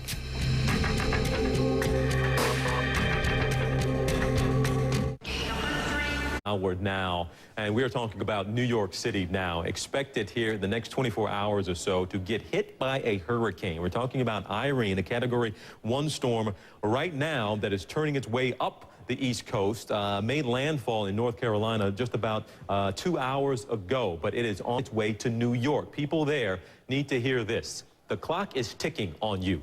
As many of you know, New York depends on its public transit, subway especially, trains, buses there. Well, the New York public transportation system is going to shut down here in an hour and a half. There are some mandatory evacuations for that city that have been issued by the mayor.